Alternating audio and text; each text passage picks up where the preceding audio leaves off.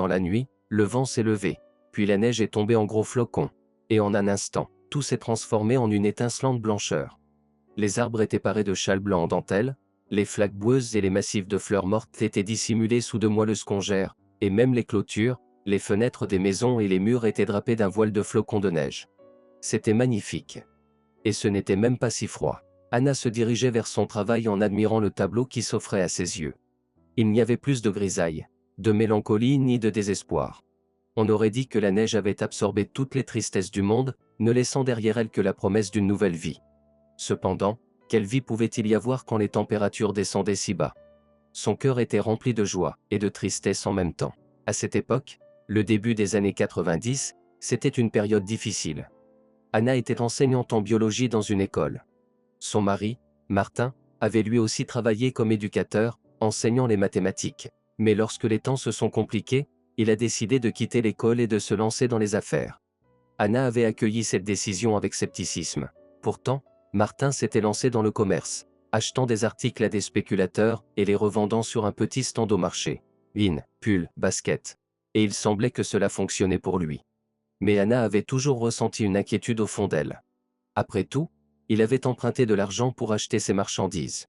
Cependant, que pouvait-il faire d'autre? Les temps étaient incertains. Et ceux qui étaient en prison hier conduisaient aujourd'hui des voitures de luxe. Anna regarda le ciel avec tristesse, mais il n'y avait que des nuages qui dérivaient. Elle soupira, et se secoua mentalement. Eh bien, pourquoi s'inquiéter? Tout ira comme cela doit aller. Après tout, Anna et Martin n'avaient pas d'autre choix. Ils avaient besoin d'argent, et à l'école, ils n'avaient pas reçu de salaire depuis 3 mois.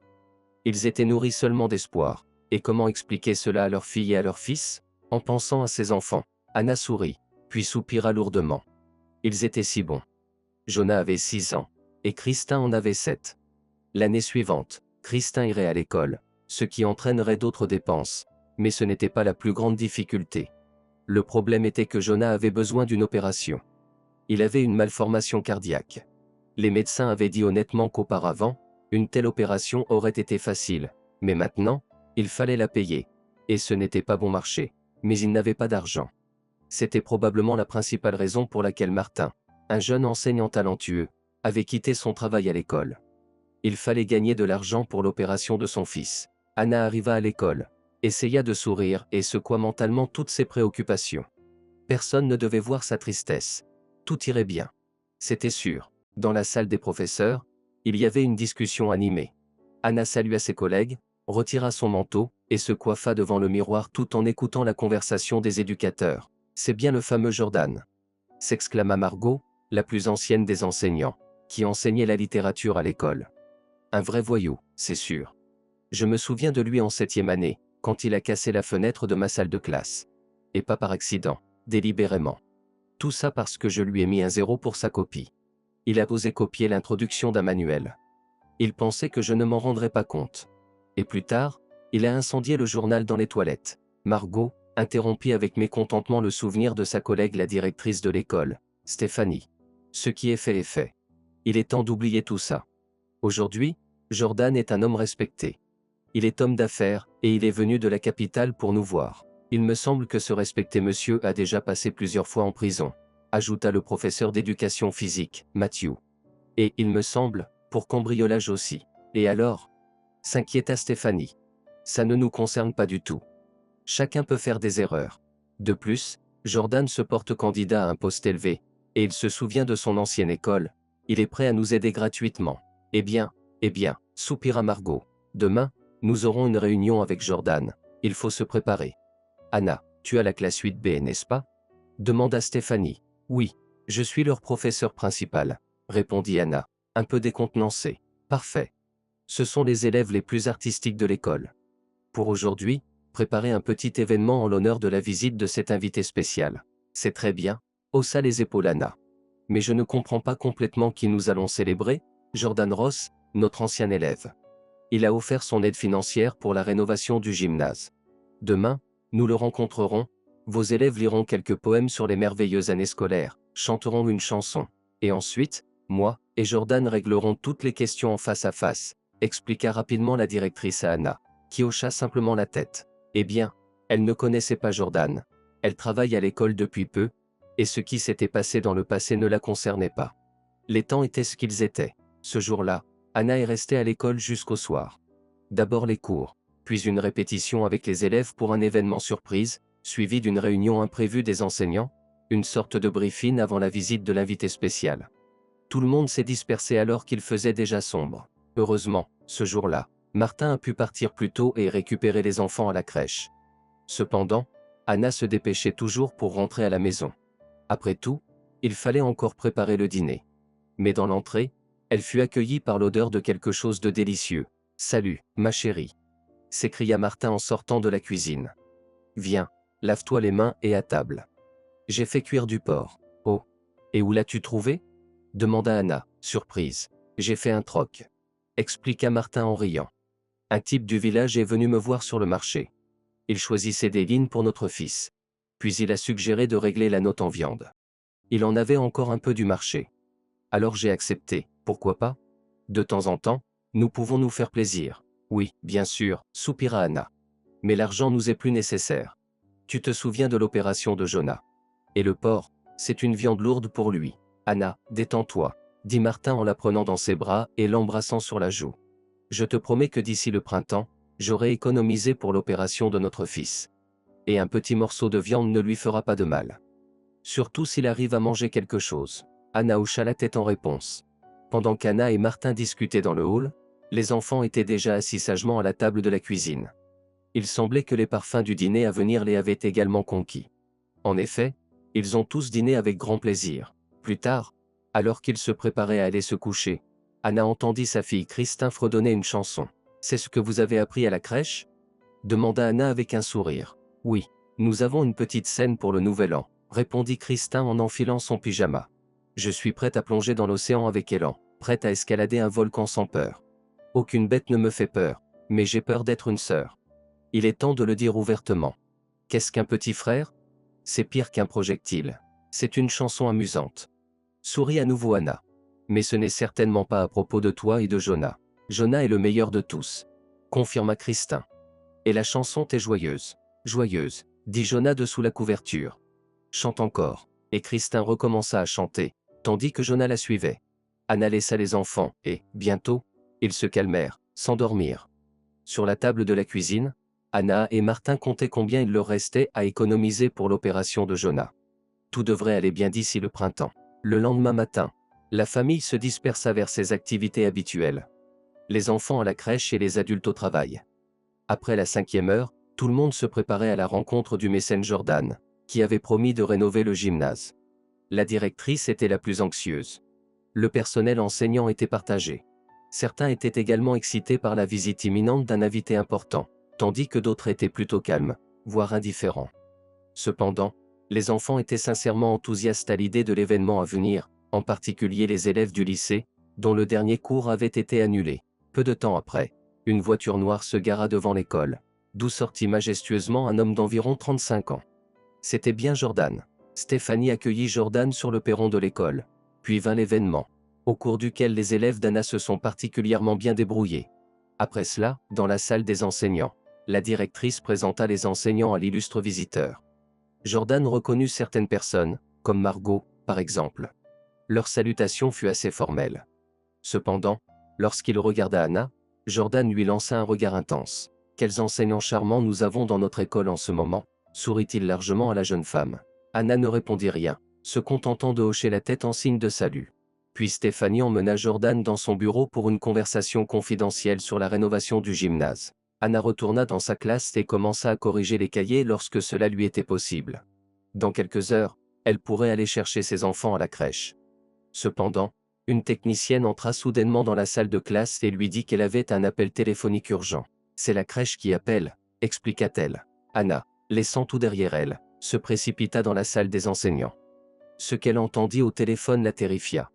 Après le déjeuner, Jonah commença à se sentir mal, il avait du mal à respirer. Il l'avait emmené en urgence à l'hôpital. Dans sa précipitation, elle quitta l'école en enfilant son manteau. Déjà près de la porte, elle entra pratiquement en collision avec Jordan, qui se tenait là en fumant, observant l'école d'un air pensif, se remémorant apparemment le passé. « Oh, pardonnez-moi » rougit Anna, essayant de contourner l'homme. « Et où vous précipitez-vous comme ça ?» sourit-il. À l'hôpital. Ils ont emmené mon fils. Avoua Anna, sur le point de pleurer. Mon Dieu! S'exclama Jordan. Quel âge a-t-il? 6 ans? Sanglota Anna. Eh bien, permettez-moi de vous conduire, proposa Jordan. Anna, un peu déconcertée, finit par accepter.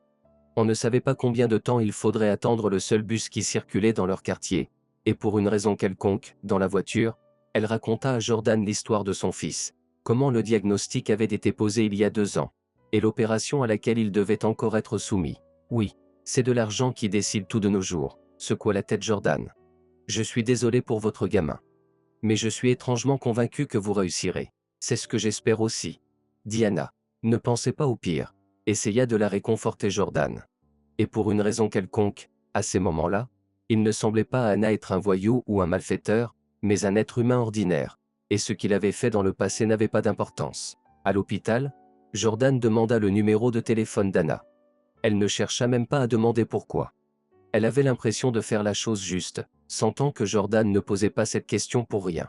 Peut-être voulait-il l'aider.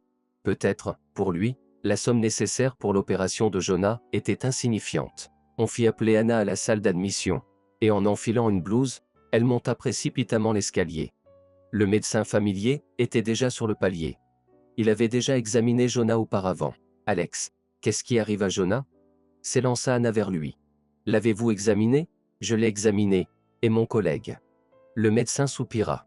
Nous avons réussi à maîtriser la crise d'étouffement, il dort maintenant. Mais la situation devient sérieuse. L'opération doit être effectuée dès que possible. Mais, pourquoi? Qu'est-ce qui a causé cela? N'était-ce pas à cause de cette viande hier soir? Anna s'exclama. Jonah a bien mangé hier soir. Je ne pense pas que ce soit lié, dit le médecin en secouant la tête. C'est simplement que l'enfant grandit, et son cœur ne peut pas supporter la charge. L'opération doit être réalisée dans le mois à venir. Trouver de l'argent. Le médecin s'éloigna vers le service. Et Anna s'affaissa contre le mur de l'escalier, épuisée. Où vais-je trouver cette somme manquante? Se demanda-t-elle. Nous ne sommes qu'en novembre, et mon mari et moi avions prévu d'économiser pour avril ou mai. Le soir, elle et son mari se cassaient la tête à la recherche d'une solution pour rassembler l'argent. Et si nous demandions aux mécènes de l'école? Se souvint soudainement Anna, en parlant de Jordan. Je ne pense pas que ce soit une bonne idée, douta Martin.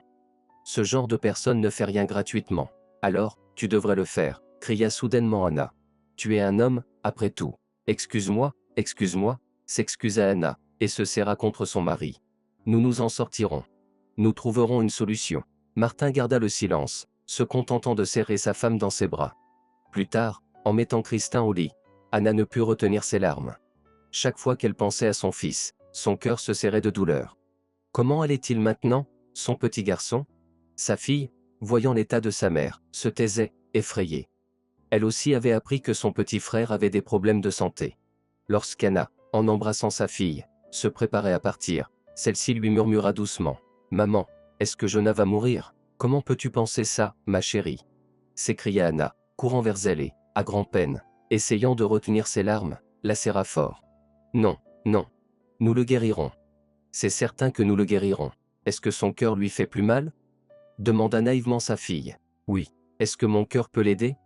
Anna mordit sa lèvre pour ne pas pleurer. « Pourquoi dis-tu ça? C'est ton cœur. Comment pourrais-tu vivre sans lui? Mais comment vais-je vivre sans mon petit frère? Ma chérie, tu ne dois pas t'inquiéter. Jonah sera guéri, il reviendra vers nous. » dit Anna à sa fille en utilisant de nombreuses paroles réconfortantes, jusqu'à ce qu'elle s'endorme. Elle quitta la chambre d'enfant en s'appuyant sur des jambes faibles. « Si Jordan appelle, je vais lui demander de l'aide directement. » dit-elle fermement à son mari. Martin ferma simplement les yeux, puis hocha la tête en signe d'approbation. Et si, en fait, Jordan était une bonne personne? Le lendemain à l'école, pour Anna, était comme dans un brouillard. Ses collègues discutaient tous de la visite de l'invité et de ses promesses, tandis qu'elle pensait à sa situation et attendait que Jordan se présente chez le directeur. Cependant, il ne vint jamais. Apparemment, il avait d'autres préoccupations. Le soir, à peine rentré à la maison, le téléphone sonna dans le hall. Une femme se précipita pour répondre. C'était Jordan. « Anna, bonjour. J'appelle pour savoir comment va votre petit garçon, demanda Jordan en premier lieu, et Anna, les larmes aux yeux, lui raconta tout. Jordan, seriez-vous en mesure de nous prêter la somme manquante, mon mari et moi? Osa enfin demander Anna. Nous vous rembourserons tout d'ici le printemps. À vous et à votre mari, non, répondit Jordan après avoir réfléchi, mais à vous personnellement. Oui, je ne comprends pas. En quoi cela fait-il une différence? Murmura Anna. Eh bien, vous me devrez personnellement, expliqua Jordan. D'accord, je suis d'accord, répondit Anna sans vraiment réfléchir au sens de ces mots. Mais nous avons besoin d'argent de toute urgence. Où puis-je vous livrer la somme? Demanda Jordan d'un ton professionnel. Anna lui donna son adresse. Peu de temps après, le même 4x4 familier s'arrêta près de la maison. Anxieuse, Anna se tint devant l'entrée. Entrez dans l'appartement? Demanda-t-elle. Non, restons dans la voiture, répondit Jordan. Jordan ouvrit la portière, invitant Anna à monter. Dans la voiture, il lui remit une enveloppe. En l'ouvrant, la femme fut déconcertée. Il y a plus d'argent ici que nécessaire. Nous avons une partie de la somme, dit-elle. Prenez tout. Vous en aurez certainement besoin, déclara Jordan. Merci beaucoup, répondit Anna avec gratitude. Ne doutez pas que nous vous rembourserons tout. Et je n'ai aucun doute, répondit Jordan avec un sourire forcé. Les dettes me sont toujours remboursées. Pour une raison quelconque, en entendant ces mots, Anna ressentit un frisson le long de son dos, mais elle fit de son mieux pour ne pas y prêter attention. Oui, Jordan était un drôle de personnage, mais l'essentiel était qu'il les ait aidés, et le temps montrerait quoi faire. Le plus important, c'était que maintenant Jonah pouvait l'être sauvé. Elle le remercia à nouveau et descendit de la voiture. En ce moment, Martin venait de se garer devant l'entrée. Anna attendit son mari, laissant également le 4x4 s'attarder, comme si quelqu'un à l'intérieur les observait attentivement. Finalement, Martin coupa le moteur et sortit de la voiture. Il embrassa sa femme, et ils entrèrent dans l'entrée, sentant un regard les percer dans le dos. « Qui était-ce » demanda Martin en marchant. Après tout, il avait vu sa femme sortir du 4x4. « Martin, c'était ce Jordan, » dit Anna avec joie. « Il nous a donné de l'argent. Maintenant, nous aurons certainement assez pour l'opération, les médicaments et l'hébergement à la capitale pendant que Jonah est à l'hôpital. » Martin ne dit rien, il soupira simplement. Oui, cet argent était la bouée de sauvetage pour son fils, car il n'avait toujours pas réussi à réunir la somme nécessaire aujourd'hui. Il rentra chez lui, un peu triste, et c'est là que sa femme lui annonça cette nouvelle. Il devait se réjouir, mais il se sentait inquiet, puis cette inquiétude s'évapora. Jonah était prêt pour son transport à l'hôpital. Anna et Martin couraient constamment à l'hôpital pour voir leur fils. Et enfin, tout était prêt. En prenant un congé en milieu d'année scolaire, ignorant les récriminations du directeur, Anna partit avec son fils pour Washington pour son traitement. Martin resta avec Christin, les attendant. Le garçon fut admis à l'hôpital. Anna prit une chambre près de l'hôpital. Et c'est à ce moment-là qu'elle réalisa que Jordan avait raison de lui donner plus d'argent que prévu. Elle avait pratiquement tout dépensé en vivant dans la capitale. Pour les médicaments de son fils, pour la location de logement, pour la nourriture. Anna et Jonah passèrent près de 3 mois pour le traitement. Ils rentrèrent dans leur petite ville fin février. Maintenant, le petit était complètement guéri. Christin, qui avait tant manqué à son frère et à sa mère, ne les lâchait pas d'une semelle. « Tu es mon meilleur petit frère », disait la fillette en serrant son frère dans ses bras. « Je t'aime tellement. Et moi aussi, je t'aime. Et maman et papa aussi. » Avoua le garçon. Les enfants riaient, se serraient dans les bras. Anna et Martin, dans ces moments, admiraient silencieusement leurs enfants. Il était merveilleux que toutes les épreuves soient derrière eux. Et personne ne soupçonnait même que de nouvelles épreuves les attendaient. Anna a finalement dû démissionner de son travail. Jonah, tant qu'il ne se rétablirait pas complètement après l'opération, ne pourrait pas supporter de lourdes charges. Martin l'a convaincu qu'il pouvait gérer toutes les difficultés financières lui-même.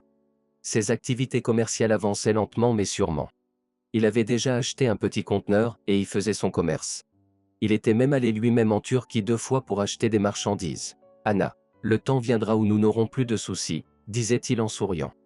Anna approuvait silencieusement. Cependant, une pensée la tourmentait. Il n'avait pas encore remboursé la dette à Jordan. Mais Martin la rassura en disant qu'il avait déjà mis de côté une partie. Il devrait tout rembourser d'ici l'été. Après tout, Jordan ne donnait aucun signe de vie. Il était parti, mais il devait revenir en ville à la fin de l'année scolaire, moment où les rénovations de la salle de sport étaient prévues. Anna avait appris cela de ses anciens collègues. Et à ce moment-là, Anna et Martin prévoyaient de rassembler toute la somme que Jordan avait donnée pour le traitement de Jonah. Malgré les moments difficiles, ils avaient de la nourriture et des vêtements. Et ils s'en sortaient bien. Mais Anna n'avait aucune intention de rester à la charge de son mari. Au début du nouvel exercice, Elle prévoyait de retourner à l'école. Elle avait déjà conclu un accord avec la directrice, Stéphanie. Et puis le printemps est arrivé, suivi de l'été. Un jour, Anna reçut un appel de l'école lui demandant de venir. Elle pensa que la conversation concernerait sa réintégration. Alors, après avoir pris ses documents et laissé son fils avec la voisine, elle se précipita à l'école. À l'entrée de l'école, Anna aperçut un 4x4 familier. Son cœur se serra inexplicablement, mais elle essaya de ne pas prêter attention à ce pressentiment, et se dirigea courageusement vers le véhicule. La porte arrière s'entr'ouvrit, et Jordan en sortit. « Bonjour, Anna. Je vous attendais. » Sourit Jordan. Montez dans la voiture. Nous avons une conversation à avoir. « Bonjour, Jordan. » Anna hocha la tête. Seulement si cela ne prend pas trop de temps. On m'attend à l'école. C'est moi qui ai demandé au directeur de vous convoquer. Vous ? S'étonna Anna, puis se rattrapa rapidement. Oh, oui. Vous ne pensez pas que j'ai oublié la dette ? Mon mari et moi t'avons presque rassemblé la somme entière. Avec votre mari. Sourit Jordan. Montez, je vous en prie. Anna monta timidement dans la voiture. Jordan était assis à l'arrière, décontracté, l'examinant impudemment. Il la fixait, tout en surveillant le chauffeur dans le rétroviseur. Anna frémit d'appréhension. « Jordan, je vous suis extrêmement reconnaissante. » Commença-t-elle. « Sans vous, je ne sais pas comment tout cela se serait terminé. Comment va votre fils ?» demanda Jordan. « Il va très bien. Il est complètement rétabli. Je m'en réjouis. Oui, c'est le cas. Je parlais de la dette. » S'empressa Anna de s'expliquer. « Nous avons déjà économisé presque la totalité de la somme, il ne nous reste plus qu'un peu. Permettez-moi de verser ce que nous avons maintenant, et le reste, nous pourrons le payer dans un mois ou deux. » D'accord, approuva Jordan. Savez-vous que le montant a changé ? Que voulez-vous dire ? S'inquiéta Anna. Je suis avant tout un homme d'affaires. L'argent doit travailler. Le montant a doublé, avec des intérêts. Vous ne nous en avez jamais parlé à l'époque, murmura Anna, horrifiée. Nous n'avons certainement pas cet argent. Et quand est-ce que nous le réunirons ? Mais ne pensez pas que nous ne paierons pas.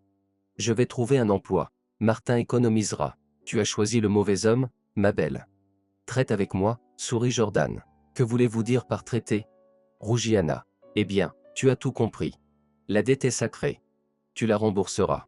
En outre, j'ai besoin de faire un gros investissement ici en tant que mécène. Ils vont bientôt commencer à rénover la salle de sport. Donc, en ce qui concerne les intérêts, tu les rembourseras avec ton corps. Si ça me plaît, je renoncerai au reste de la dette. Voilà, appelle-moi, dit-il en lui remettant sa carte de visite. Comment osez-vous ? S'exclama à peine audible Anna, puis elle sortit précipitamment de la voiture. Ça n'arrivera jamais. Nous vous rembourserons tout. Eh bien, puisque tu es si audacieuse. Jordan sortit de la voiture et la fixa de manière menaçante. Sache que je te donne 2 jours, ensuite tu devras tout rembourser. La dette et les intérêts. Si tu ne le fais pas, tu le regretteras. Il claqua la porte de la voiture, le moteur vrombit, et la voiture s'éloigna. Anna resta sur le trottoir, perdue. Elle regarda la carte de visite, se demandant pourquoi elle l'avait gardée, puis la glissa machinalement dans son sac à main. De l'entrée de l'école, Stéphanie fit son apparition. Elle vit son ancienne collègue et s'approcha. « Vous êtes déjà là ?» demanda-t-elle avec joie. « Et Jordan ? Il vous a demandé de prévoir une rencontre. » « Oh, Anna, vous l'avez déconcerté. J'ai l'impression qu'il est sous votre charme. Qu'est-ce qu'il a perdu ?» répondit Anna, perdue dans ses pensées. « La tête. » rit Stéphanie. « Cher ami, ne vous perdez pas. Je comprends. Les temps ont changé, il faut le comprendre. Quand une personne respectée montre de l'intérêt, il ne faut pas le rejeter. Stéphanie. Et vous me reprendrez au travail ? Demanda Anna, ignorant les paroles de la directrice. Bien sûr, acquiesça-t-elle. C'est une question. Jordan a demandé de retarder un peu votre réintégration. Jordan ? Sourit ironiquement Anna. Qui est-il, ce gars ? Pourquoi écoutez-vous un bandit ? Il n'est pas un bandit, répliqua la directrice en levant la tête. C'est un homme d'affaires et notre sponsor. On ne traite pas de tels individus à la légère. En bref, réglez vos problèmes avec Jordan, puis revenez travailler. Après avoir dit cela, Stéphanie continua son chemin, laissant Anna stupéfaite et perdue près des portes de l'école. Le soir venu, elle raconta tout à son mari. Martin l'écouta en devenant de plus en plus sombre et restant silencieux. Anna se tut également. Donc, c'est comme ça. Finit par dire Martin. Ne te risque plus à le revoir. Désormais, je m'occuperai de ce problème. Martin, comment ? D'où tireras-tu autant d'argent ? J'ai pensé. Peut-être que nous pourrions vendre l'appartement, et où vivrons-nous? Répondit Martin, pensant à autre chose. J'ai une idée. J'essaierai de la régler demain. Tu ne retourneras pas chez des bandits, j'espère? Pas chez des bandits, mais chez mes créanciers. En plus, Jean est un type normal, je pense qu'il comprendra tout, et nous aidera. Le lendemain, Martin se dirigea d'abord chez le magnat local, Jean. Oui, Martin lui devait déjà de l'argent, mais il espérait que Jean comprendrait. Jean l'écouta, resta silencieux un moment, puis secoua la tête. Rien de personnel, Martin, dit Jean.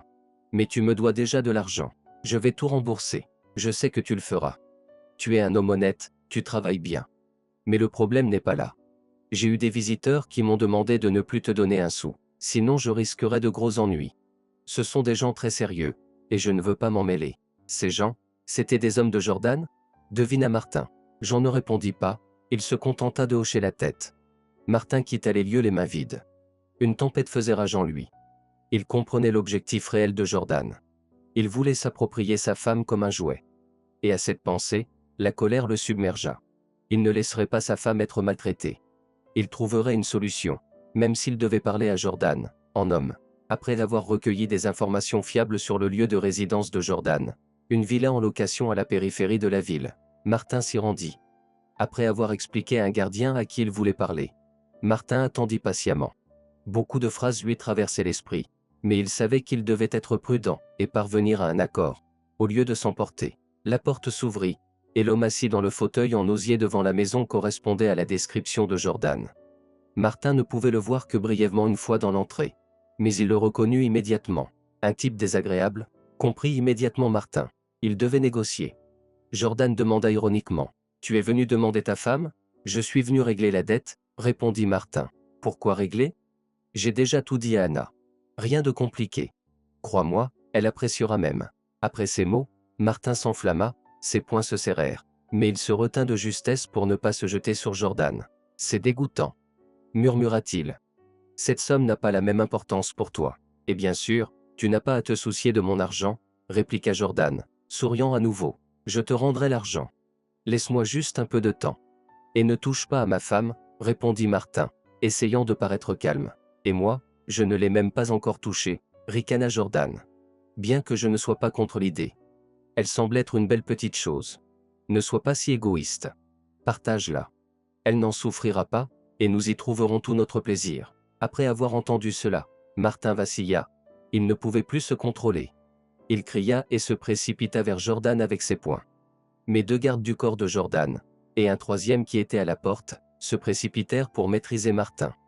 Ils le battirent méthodiquement, avec toute leur force, tandis que Jordan restait assis, buvant son café. « Ça suffit, » dit-il à un moment donné. « Il pourrait bien mourir ici. Emmenez-le plus loin et débarrassez-vous de lui. » Martin, à peine conscient, fut jeté dans le coffre du même 4x4 et emmené loin de la propriété, puis abandonné dans un parc quelconque. Des passants fortuits le découvrirent, appelèrent une ambulance, et Martin fut transporté à l'hôpital. Heureusement, il avait une pièce d'identité sur lui, ce qui permit à la police d'identifier la victime. Puis ils appelèrent Anna. Celle-ci, anxieuse, attendait près de la fenêtre ce soir-là. Martin aurait dû être de retour depuis longtemps, mais il n'était toujours pas rentré. Leurs enfants, après avoir dîné, s'étaient discrètement retirés dans leur chambre, sachant qu'il valait mieux ne pas déranger leur mère. Ils dessinaient tandis qu'Anna restait plantée devant la fenêtre, en attente. L'appel téléphonique arriva de manière inattendue, et même dans sa tête, tout sembla soudainement chaotique. Anna se précipita vers le téléphone. Ce qu'elle entendit la frappa de plein fouet. Martin était à l'hôpital dans un état grave. La femme s'effondra par terre, incapable de rassembler ses forces. Elle devait se rendre à l'hôpital, obtenir toutes les informations, mais ses jambes ne répondaient pas. « Maman, es-tu malade ?» Christin apparut depuis la chambre des enfants. « Peut-être que je devrais te donner un médicament, ou de l'eau ?» Jonah apparut derrière elle. « Oui, de l'eau. »« Mon fils, apporte-la, » dit Anna à voix basse. Le garçon courut jusqu'à la cuisine, et en prenant de petites gorgées, Anna commença doucement à reprendre ses esprits. Pourquoi s'était-elle effondrée ainsi? L'essentiel était que Martin soit en vie. Anna se releva, prit ses enfants dans ses bras. « Mes chéris, pouvez-vous rester seuls un moment ?» demanda-t-elle. « Bien sûr, » répondit Christin en hochant la tête. « Nous sommes déjà grands. C'est très bien, je vais partir, je serai de retour rapidement. Vous pouvez aller vous coucher, maman. » appela Jonah depuis l'embrasure de la porte. Où est papa? Il est retenu. Vous devriez aller vous coucher, répondit Anna. Il était inapproprié de révéler la situation aux enfants. Ils étaient encore trop jeunes. À l'hôpital, Anna s'attendait à un autre coup dur. Oui, Martin était en vie, mais son état n'était pas seulement grave, il était critique. L'opération avait été effectuée, mais elle n'avait que peu aidé. Anna écouta le médecin et comprit qu'elle perdait Martin. Puis-je le voir? Supplia-t-elle. En fait, c'est interdit, soupira le médecin. Il est en soins intensifs. Mais ensuite, le médecin, voyant la femme pâle comme un linge, soupira à nouveau et dit, bien, suivez-moi. Martin était allongé, couvert de bandages, de tuyaux et de câbles. Le cœur d'Anna se serra de douleur. Mon amour, mon bien-aimé, chuchota-t-elle en s'agenouillant près du lit. Tiens bon. Je suis là avec toi. Je suis à tes côtés. Nous surmonterons tout cela. Elle pleura, priant pour un miracle, son cœur se brisant en morceaux. Si seulement elle pouvait faire quelque chose pour aider. Mais quoi? Le médecin la toucha doucement sur l'épaule et dit, il est temps. Titubante, elle quitta la salle de soins intensifs et descendit à l'accueil. Combien de temps elle était restée là-bas? Elle ne s'en souvenait plus. Mais tout à coup, elle aperçut le même médecin de la salle de soins intensifs à ses côtés. Quoi? Demanda-t-elle, effrayée. Je suis désolée, répondit le médecin d'une voix basse, votre mari est décédé. Anna cria, une déchirante et terrifiante explosion de douleur. Une infirmière se précipita pour lui donner un calmant, une aide-soignante la serra dans ses bras, chuchotant des mots de réconfort. Comment pouvait-elle se calmer quand tout son monde s'effondrait? Anna est rentrée chez elle tôt le matin. Le même médecin l'a ramenée. Restez forte, a-t-il dit en prenant congé. Vous avez des enfants. Maintenant vous devez être doublement forte. Doublement, répéta Anna. Ce mot résonnait comme un écho en elle, vide et dépourvu de sens. Les enfants dormaient, blottis ensemble sur un lit. Anna est restée immobile à la porte, les regardant. Comment pourrait-elle leur dire que leur père n'était plus là? C'était terrifiant. Anna est allée dans la cuisine et s'est assise sur un tabouret, épuisée. Elle ne pouvait pas croire que Martin ne reviendrait plus chez eux, ne lui sourirait plus, ne l'enlacerait plus, ne lui préparerait plus son délicieux thé aux herbes, qu'il était le seul à savoir faire. Mais que s'était-il passé? Anna était perdue dans ses conjectures. Qui avait fait ça à son mari? La police avait promis de faire la lumière sur cette affaire et de trouver les coupables. Mais les trouverait-il? Les temps étaient confus. Anna avait oublié les problèmes passés, le chagrin l'accablait. Finalement, elle a trouvé la force de dire à ses enfants que leur père n'était plus là. Christin et Jonah pleuraient. Anna pleurait aussi. L'inconnu s'étendait devant eux. Puis vinrent les funérailles. Anna commençait à se reprendre un peu, et la question qui la tourmentait maintenant était: quand les responsables de la mort de Martin seront-ils trouvés? Un jour, au début d'août, elle s'est rendue au commissariat de police pour obtenir des réponses. L'inspecteur lui a parlé longuement de la recrudescence de la criminalité et de la complexité de leur travail. Anna attendait patiemment une réponse à sa question. Eh bien, je ne sais pas quoi vous dire, a finalement admis l'inspecteur. Nous n'avons toujours pas trouvé de témoin du crime. Nous n'avons pas trouvé sa voiture non plus. Il a probablement été volé. Je suppose qu'ils ont démantelé la voiture depuis longtemps, a répondu l'inspecteur. Ne vous inquiétez pas, nous enquêtons. Si nous avons des informations, nous vous les communiquerons. Anna a réalisé qu'elle n'obtiendrait aucune réponse ici. Elle est sortie du poste de police, s'est assise sur un banc, et a éclaté en sanglots. Comment allait-elle continuer à vivre? Et elle a soudainement repensé à la place de Martin sur le marché, à sa marchandise. Il fallait faire quelque chose à ce sujet. Anna se rendit sur le marché. À sa grande surprise, l'emplacement de Martin était désormais le théâtre animé d'une vente florissante. Cependant, elle ne reconnaissait pas le vendeur. En réponse à toutes ces questions, l'homme haussait simplement les épaules et écartait Anna comme une mouche importune. Anna se souvint de son mari, qui travaillait à proximité. En apercevant Anna, il baissa les yeux, comme pour signifier: toutes les questions doivent être adressées au propriétaire du marché. Le propriétaire était justement Jean. Bientôt, Anna le trouva dans l'un des bâtiments administratifs du marché. Que veux-tu? S'étonna Jean. Martin me doit tellement d'argent que toute sa marchandise n'est qu'une goutte d'eau dans l'océan. Oui, je l'ai prise pour moi. Mais cela ne couvre pas ses dettes. C'est bien que tu sois venu en personne. Trouvons une solution. Quelle solution? Demanda Anna d'une voix faible. Que faire avec la dette principale? Qui me la remboursera? Personne d'autre que toi ne peut le faire. Combien? Chuchota Anna. Jean indiqua le montant. Anna en eut les yeux qui se voilèrent quand elle entendit la somme. Je n'ai rien du tout, répondit-elle résignée. Tu as un appartement. Vends-le. et nous réglerons nos comptes. Et je me retrouverai à la rue avec mes enfants? Désolé, mais ce ne sont pas mes problèmes, répliqua Jean. Je te donne un mois pour régler tous ces problèmes. Et ensuite, ne te fais pas d'illusions. C'est tout, j'ai du travail, dit Jean en montrant la porte. Anna quitta le marché, sans avoir envie de rentrer chez elle. Ce n'était que ses pensées pour ses enfants qui l'empêchaient de commettre l'irréparable. Elle marchait sur le trottoir, perdue dans ses pensées. Elle ne remarqua pas tout de suite le même 4x4. Même lorsque le véhicule s'arrêta à côté d'elle, elle n'y prêta pas attention. Anna, l'appela Jordan. On dirait que tu as beaucoup souffert. Oh, j'ai entendu. Mes condoléances. Je peux te raccompagner, proposa Jordan en tendant la main.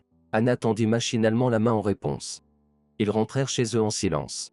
Jordan jetait de temps en temps un coup d'œil vers elle, perdu dans ses pensées. Avant même d'arriver chez eux, Anna aperçut ses enfants, Jonah et Christin, qui attendaient leur mère en jouant dans le parc. Un sourire léger se dessina sur ses lèvres. Ses enfants étaient sa bouée de sauvetage et sa force. Tu as de bons enfants, fit remarquer Jordan, cette petite fille est vraiment charmante. Anna ne répondit rien et s'apprêtait à sortir de la voiture lorsque Jordan l'arrêta en disant « Nous devons discuter, dit-il. Je n'ai rien, répondit-elle avec résignation, et je ne viendrai pas chez toi. Que comptes-tu faire de moi? Tu n'as aucune utilité pour moi en ce moment, sourit Jordan. As-tu vu ton reflet dans le miroir récemment? Tu oses. Répondit Anna, épuisée, en tirant la poignée de la porte. Effrontée, ricana méchamment Jordan. Eh bien, ton mari aussi voulait être courageux. Mais ça ne s'est pas bien passé. En entendant cette phrase, soudain Anna eut l'intuition que c'était Jordan qui était responsable de la mort de Martin. Tu l'as tué? Chuchota-t-elle, horrifiée, en regardant Jordan. Pourquoi? Mes gars ont peut-être exagéré un peu, admit Jordan. Mais ton mari en est le principal responsable. Pourquoi est-il venu chez moi pour défendre ton honneur? Tu avoues simplement que tu es responsable de la mort de Martin? Je vais directement à la police. Chuchota Anna, horrifiée. Eh bien, vas-y. Qui te croira? Et, de toute façon, je n'avais pas l'intention de faire ça. Dit Jordan. Anna fixa cet individu, incapable de trouver les mots. La terreur l'envahissait tout entière. Tu as une belle petite fille, commenta Jordan en regardant les enfants jouer. Ne touche pas à mes enfants. Tue-moi plutôt? Ne touche pas aux enfants. S'écria Anna. Tu es grossière. Sourit ironiquement Jordan. Personne n'a l'intention de tuer qui que ce soit. Quant à ton mari, je t'ai dit que je ne plaisantais pas. Enfin, voici le deal. Je vais t'effacer tes dettes, pardonner le comportement irrespectueux de ton mari, mais il y a une condition. Que veux-tu? Demanda Anna d'une voix douloureuse. Tu me donnes ta fille, dit Jordan, et Anna le regarda, bouche bée. La folie de sa proposition ne respectait aucune limite. Elle n'a que 7 ans, réussit enfin à dire Anna. Tu es sérieux? Ne touche pas à ma fille. As-tu bien compris? Sourit de nouveau Jordan. Il s'agit de quelque chose de différent. Comprends-tu? Ma femme et moi, nous voulions initialement adopter un bébé. Mais il y avait tellement de tracas avec ça. Récemment, nous avons pensé, et si nous adoptions un enfant un peu plus âgé? Nous ne voulons pas d'un orphelinat, où les enfants sont tous un peu endommagés. Les enfants d'alcooliques, tu vois. Et ta petite fille nous conviendrait. De quoi parles-tu? Répondit Anna avec sarcasme, une fois remise du choc. Tu veux l'acheter comme une poupée dans un magasin? C'est un être humain vivant. Et c'est ma fille. Elle était la tienne, elle sera la mienne. Réfléchis à ce que tu peux t'offrir à la petite. Personne ne la laissera aller à l'école dans cette ville. J'ai déjà réglé cela. Tu mourras de faim toi-même, et tu tireras encore tes enfants vers le bas. Au début, j'ai vraiment pensé à prendre un petit garçon. J'ai dépensé autant d'argent pour lui. Mais ma femme m'a dissuadé.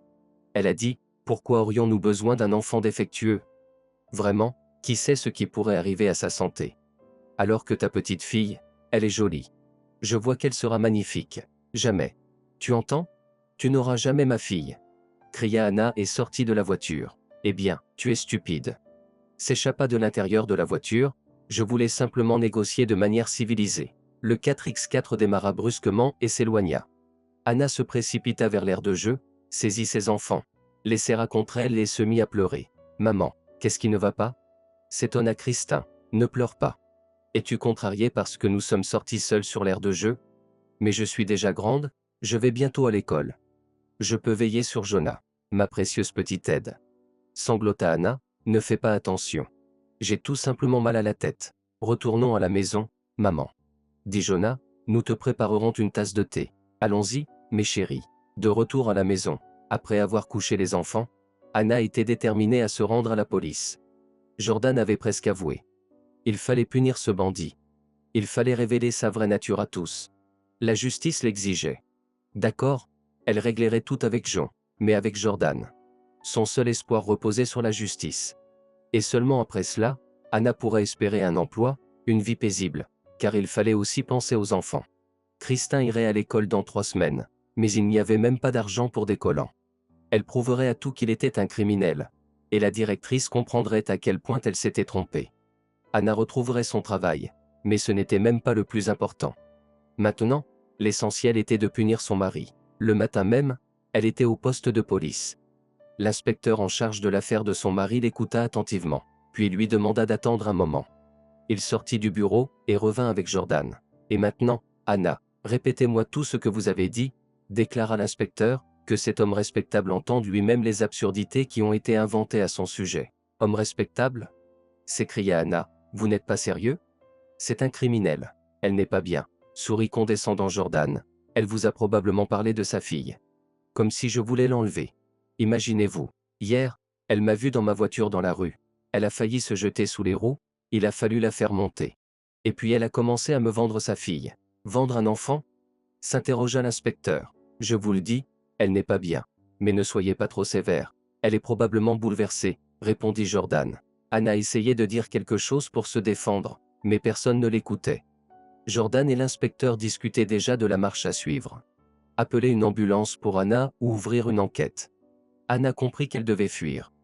Elle s'élança hors du bureau, l'inspecteur criait quelque chose après elle, et Jordan le retenait en disant « Que peut-on faire avec cette femme malheureuse ?» Anna ne se souvenait pas comment elle s'était retrouvée dans la rue.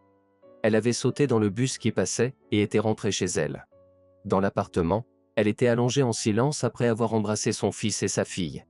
Il n'y avait pas de larmes, seulement un frisson la parcourait. Que s'était-il passé dans ce monde ? Le noir était devenu blanc. Le blanc était devenu noir. Et nulle part on ne trouvait la vérité. En fin de journée, elle se calma un peu et proposa aux enfants de se promener au parc. Les enfants acceptèrent joyeusement. Kristin et Jonah marchaient devant en chantant joyeusement cette chanson sur le frère taquin. Anna marchait un peu en retrait. Involontairement, elle souriait en écoutant ses enfants. Heureusement, ces petits s'étaient calmés rapidement après la mort de Martin.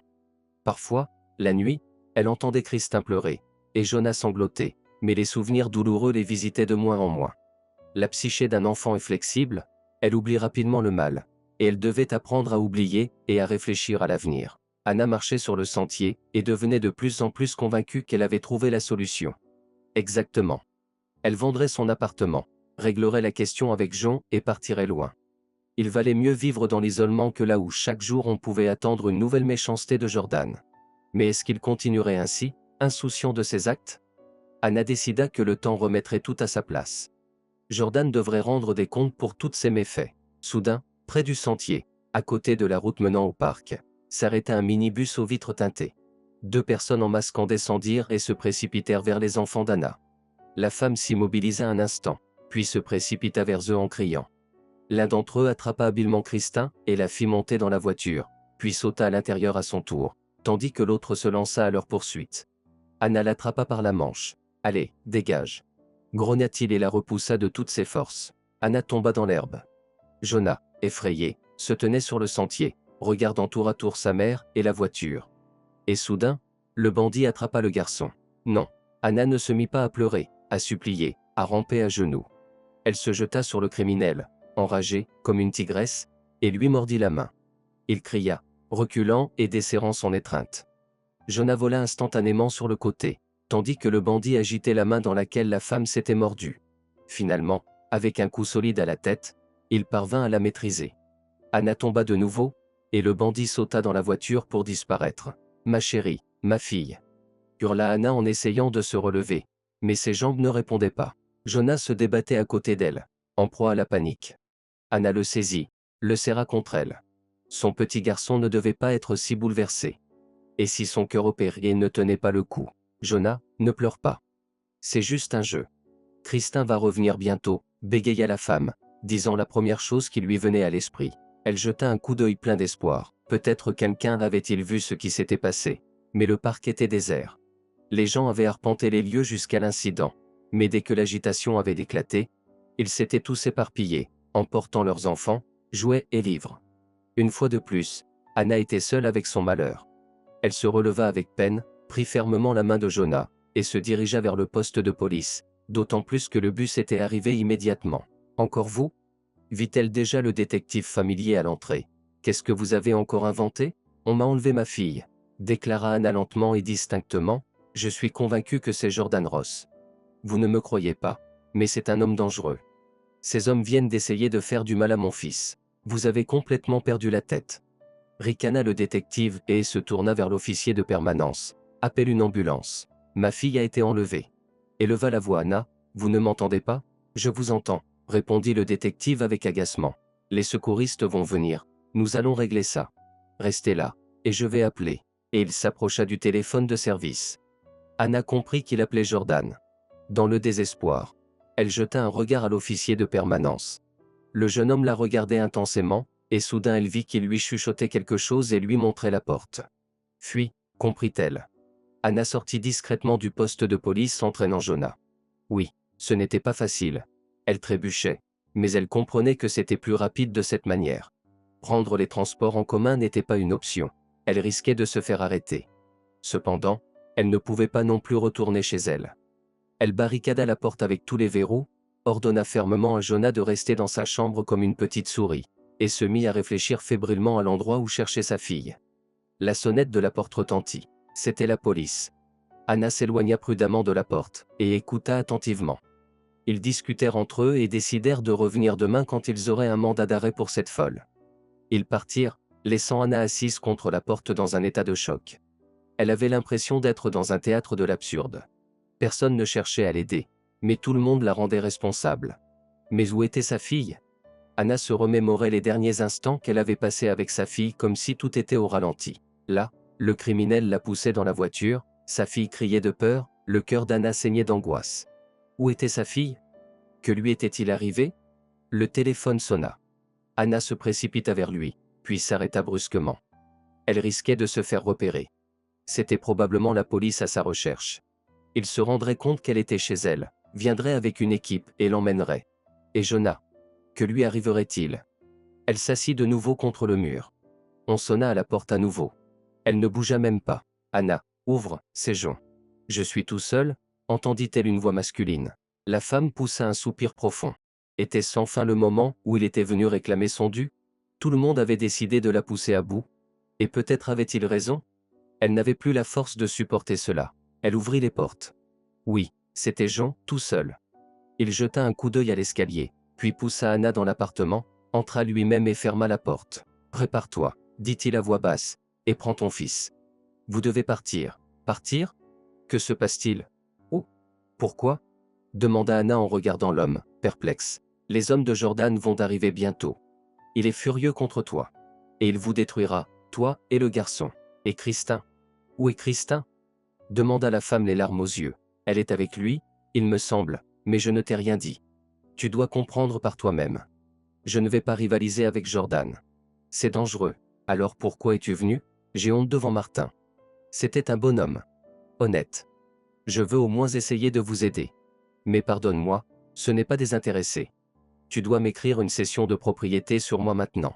Oh, c'est ça, ricana Anna amèrement, je croyais vraiment en ta sincérité. Je suis sincère. Je vais vous aider à vous échapper de la ville avec votre fils. Mais tu dois comprendre, j'ai besoin de cet appartement, il a une certaine valeur. Comment vas-tu nous aider ? Je vais vous emmener à ma maison de campagne. Demain, ils prépareront les documents pour vous, et je vous mettrai dans un train. Partez aussi loin que possible. N'importe où, juste loin d'ici. Et ma fille ? Comment va Christin ? Je ne pourrai pas vivre sans elle. Pleura Anna. Sauve au moins ton fils. J'en parvins tant bien que mal à convaincre Anna. Et elle, rassemblant rapidement ses affaires, prit le garçon effrayé dans ses bras, et suivit docilement son sauveur, qui poursuivait également ses propres intérêts. Mais il fallait choisir entre deux mots, comme on dit. Jean ne trompa pas Anna. Il l'accueillit dans sa maison de campagne. Ensuite, il lui fit des papiers à elle et son fils. Il leur remit des billets de train. La destination était une petite gare dans le comté de Lincoln. C'était loin, mais personne ne les trouverait là-bas, c'était sûr. Déjà dans le train, Anna demanda le numéro de téléphone de Jean. Pourquoi ? Demanda-t-il surpris, Oublie tout ça. Je ne peux pas. Et si quelque chose arrive à Christin? Insista-t-elle. Si quelque chose arrive, je trouverai un moyen de te le faire savoir. Pars d'ici, et protège ton fils. C'est comme ça ressemble à Martin. Jean poussa littéralement Anna et Jonah dans le wagon. Et le train partit. Où? Pourquoi Anna fuyait-elle? Elle avait du mal à comprendre, mais à ce moment-là, elle n'avait pas d'autre choix. Soit on l'aurait arrêtée, soit on l'aurait internée à l'hôpital, l'accusant de la disparition de sa fille. Ils étaient en route depuis environ 2 jours. Anna essuyait souvent ses larmes tout au long du voyage. Jonah pleurait fréquemment. Le garçon était effrayé et perdu. Il ne pouvait pas comprendre ce qui se passait. Pourquoi avait-il quitté leur appartement? Qu'était-il arrivé à Christin? Le matin, Anna et Jonah arrivèrent enfin à la gare. C'était une petite gare. Derrière elle se trouvaient de petites maisons. Où aller? Anna était perdue, et c'est alors qu'elle entendit sonner les cloches de l'église. Son âme sembla se réveiller. « Maman, où allons-nous » demanda timidement son fils. « Viens, Jonah, je crois que je sais » déclara Anna d'un ton confiant. Ce matin-là, il y avait peu de monde dans l'église. Le jeune prêtre Jean se dirigea vers son bureau après le service. Soudain, il aperçut une jeune femme avec un petit garçon. Ils entrèrent timidement dans l'église, observant leur entourage. La femme installa le garçon sur un banc près du mur, puis, après avoir acheté une bougie à la boutique, se dirigea vers une icône. Quelque chose dans leur attitude troubla le jeune prêtre. Jean s'approcha discrètement de la femme et entendit ces paroles adressées à l'icône. Anna éclata en sanglots, tandis que le prêtre se tenait derrière elle, sincèrement compatissant à cette femme désespérée. Il était évident qu'elle traversait une épreuve difficile. Anna se retourna et poussa un soupir en découvrant le prêtre. « Je suis désolé si je vous ai dérangé » déclara Jean d'un ton apaisant. « Vous ne m'en voulez pas, j'espère, d'avoir entendu vos paroles envers l'icône. Peut-être puis-je vous aider d'une manière ou d'une autre? Je doute que vous le puissiez, marmonna Anna, bien que vous puissiez peut-être me dire qui propose des chambres dans votre ville? Mon fils et moi venons de loin, nous n'avons personne ici, je ne sais même pas vers qui me tourner, alors mes pieds m'ont amené à l'église. C'est la chose à faire, hocha Jean, quand l'âme est troublée. Il faut adresser ses pensées à Dieu. Vous parlez de la route? Vous devez être fatigué, n'est-ce pas? Allons à mon bureau, je vais vous offrir du thé. Un bureau? S'étonna Anna. Bien sûr, nous avons notre propre organisation ici. Il y a beaucoup de travail administratif à faire. Vous pensiez peut-être que le prêtre ne fait que la messe? Pour être honnête, oui, avoua Anna. Oh non, il y a beaucoup à faire ici. Ils entrèrent dans une petite pièce qui servait de bureau à Jean. Le prêtre apporta 2 verres de thé chaud aux herbes et des petits gâteaux. Toutes ses pensées étaient tournées vers sa fille qu'elle avait laissée si facilement. Qui avait fui. Pourquoi? Elle avait eu peur du bandit, elle avait cru que la police le chercherait aussi. Peut-être avait-elle fui pour protéger son fils. Et maintenant, la réalité frappait? Elle avait perdu Christin. Je vois que tu portes une grande tristesse dans ton cœur, finit-il par dire. Si tu veux, tu peux en parler. Je ne peux pas, mon père, répondit Anna en baissant les yeux, à peine retenant ses larmes. Sache que si tu veux parler, je suis toujours prêt, déclara Jean. Il réfléchit un peu puis continua. Tu m'as posé une question au sujet du logement. Je peux t'aider avec ça. Une de nos paroissiennes a récemment dit qu'elle serait prête à accueillir une femme digne. Je pense que tu conviendrais. Combien cela coûterait-il? C'est gratuit. Ce qui importe, c'est qu'il y ait de l'aide à la maison. Elle est déjà âgée. Anna accepta. Après l'église, elle se rendit chez la femme, accompagnée du père Jean. Johanna, la grand-mère, accueillit chaleureusement ses invités. En apprenant leur visite, elle se réjouit et applaudit des mains. Elle n'attendait même plus que quelqu'un vienne. Mais vous ne me connaissez pas du tout. S'étonna Anna. Et si je ne vous plais pas? Et j'ai mon fils. Oh, tu me plais déjà. Sourit Johanna. D'autant plus que si le père Jean t'a amené, mon âme est en paix. Et que tu es un petit garçon, c'est encore mieux. J'aime quand il y a des rires d'enfants à la maison. Mes petits-enfants vivent si loin. C'est ainsi qu'Anna s'installa chez Johanna. Elle l'aida dans les tâches ménagères, s'occupa de Jonah, mais son esprit était lourd. Christin était constamment dans ses pensées. Elle se préoccupait aussi de l'avenir, de la manière dont elle gagnerait sa vie. Après tout, elle vivait actuellement sans documents légaux, et il était impossible pour elle de trouver un emploi correspondant à sa profession. Heureusement, Jean leur avait donné un peu d'argent pour les premiers temps. Anna se demandait parfois si elle avait fait le bon choix en écoutant Jean à l'époque. Peut-être aurait-elle dû lutter jusqu'au bout pour Christin. Qu'il aurait arrêté ou hospitalisé? Elle n'était coupable de rien. À un moment donné, Anna décida de parler au père Jean. Il rendait souvent visite à Johanna pour s'enquérir du bien-être de ses locataires. Ce soir-là, Alors qu'Anna travaillait dans le jardin, elle entendit le grincement de la porte. Le père Jean entra dans la cour. Ils se saluèrent, discutèrent un peu de sujets anodins. Puis Anna prit son courage à deux mains. « J'aurais besoin de vos conseils, mon père, dit-elle. Eh bien, il semble que ce soit le moment pour une conversation. Acquiesça le prêtre. Asseyons-nous. Ils se sont retirés plus profondément dans le jardin où se trouvait un vieux banc, se sont assis, et Johanna préparait quelque chose dans la cuisine. Jonah était assis près d'elle. Le garçon chantait une chanson, celle-là même qu'il avait apprise avec Christin à l'époque. Johanna écoutait et même chantait avec lui. Leur duo harmonieux était audible depuis la fenêtre ouverte. Ils s'entendent bien, grand-mère Johanna et Jonah, sourit Jean. Oui, grand-mère Johanna est comme une vraie grand-mère pour mon fils, approuva Anna. Elle fit une pause, puis soudain, sanglotant, les larmes coulant sur son visage, elle dit « Mais j'ai aussi une fille. Et je l'ai abandonnée, je suis partie. » Elle raconta à Jean toute son histoire, sa préoccupation pour Jonah, ses dettes, la mort de son mari, les menaces de Jordan, sa proposition de lui donner sa fille. Puis elle raconta le pire événement de sa vie, quand on lui avait enlevé sa fille, et comment elle avait failli perdre son fils. Elle avait dû se fier à un étranger parce que la police en qui elle avait mis sa confiance était de mèche avec Jordan. J'ai tout fait de travers, conclut Anna. J'avais l'impression d'être sous hypnose. Mais maintenant je réalise que j'ai trahi ma fille. Comment va-t-elle, ma petite? Ne vous blâmez pas, réconforta Jean. Si vous avez agi ainsi, c'était pour une raison. Je vous raconte tout cela parce que j'ai besoin de vos conseils. Comment puis-je retrouver Christin? Il faut que j'aille dans notre ville natale. Mais j'ai peur. Qui sait ce qui m'attend là-bas? Et j'ai Jonah. Est-ce que je peux contacter la police d'ici? Je pense que c'est possible, d'autant plus que j'ai des amis là-bas qui pourraient aider. Mais voici un détail important. Je comprends que vous êtes venu ici avec de faux papiers.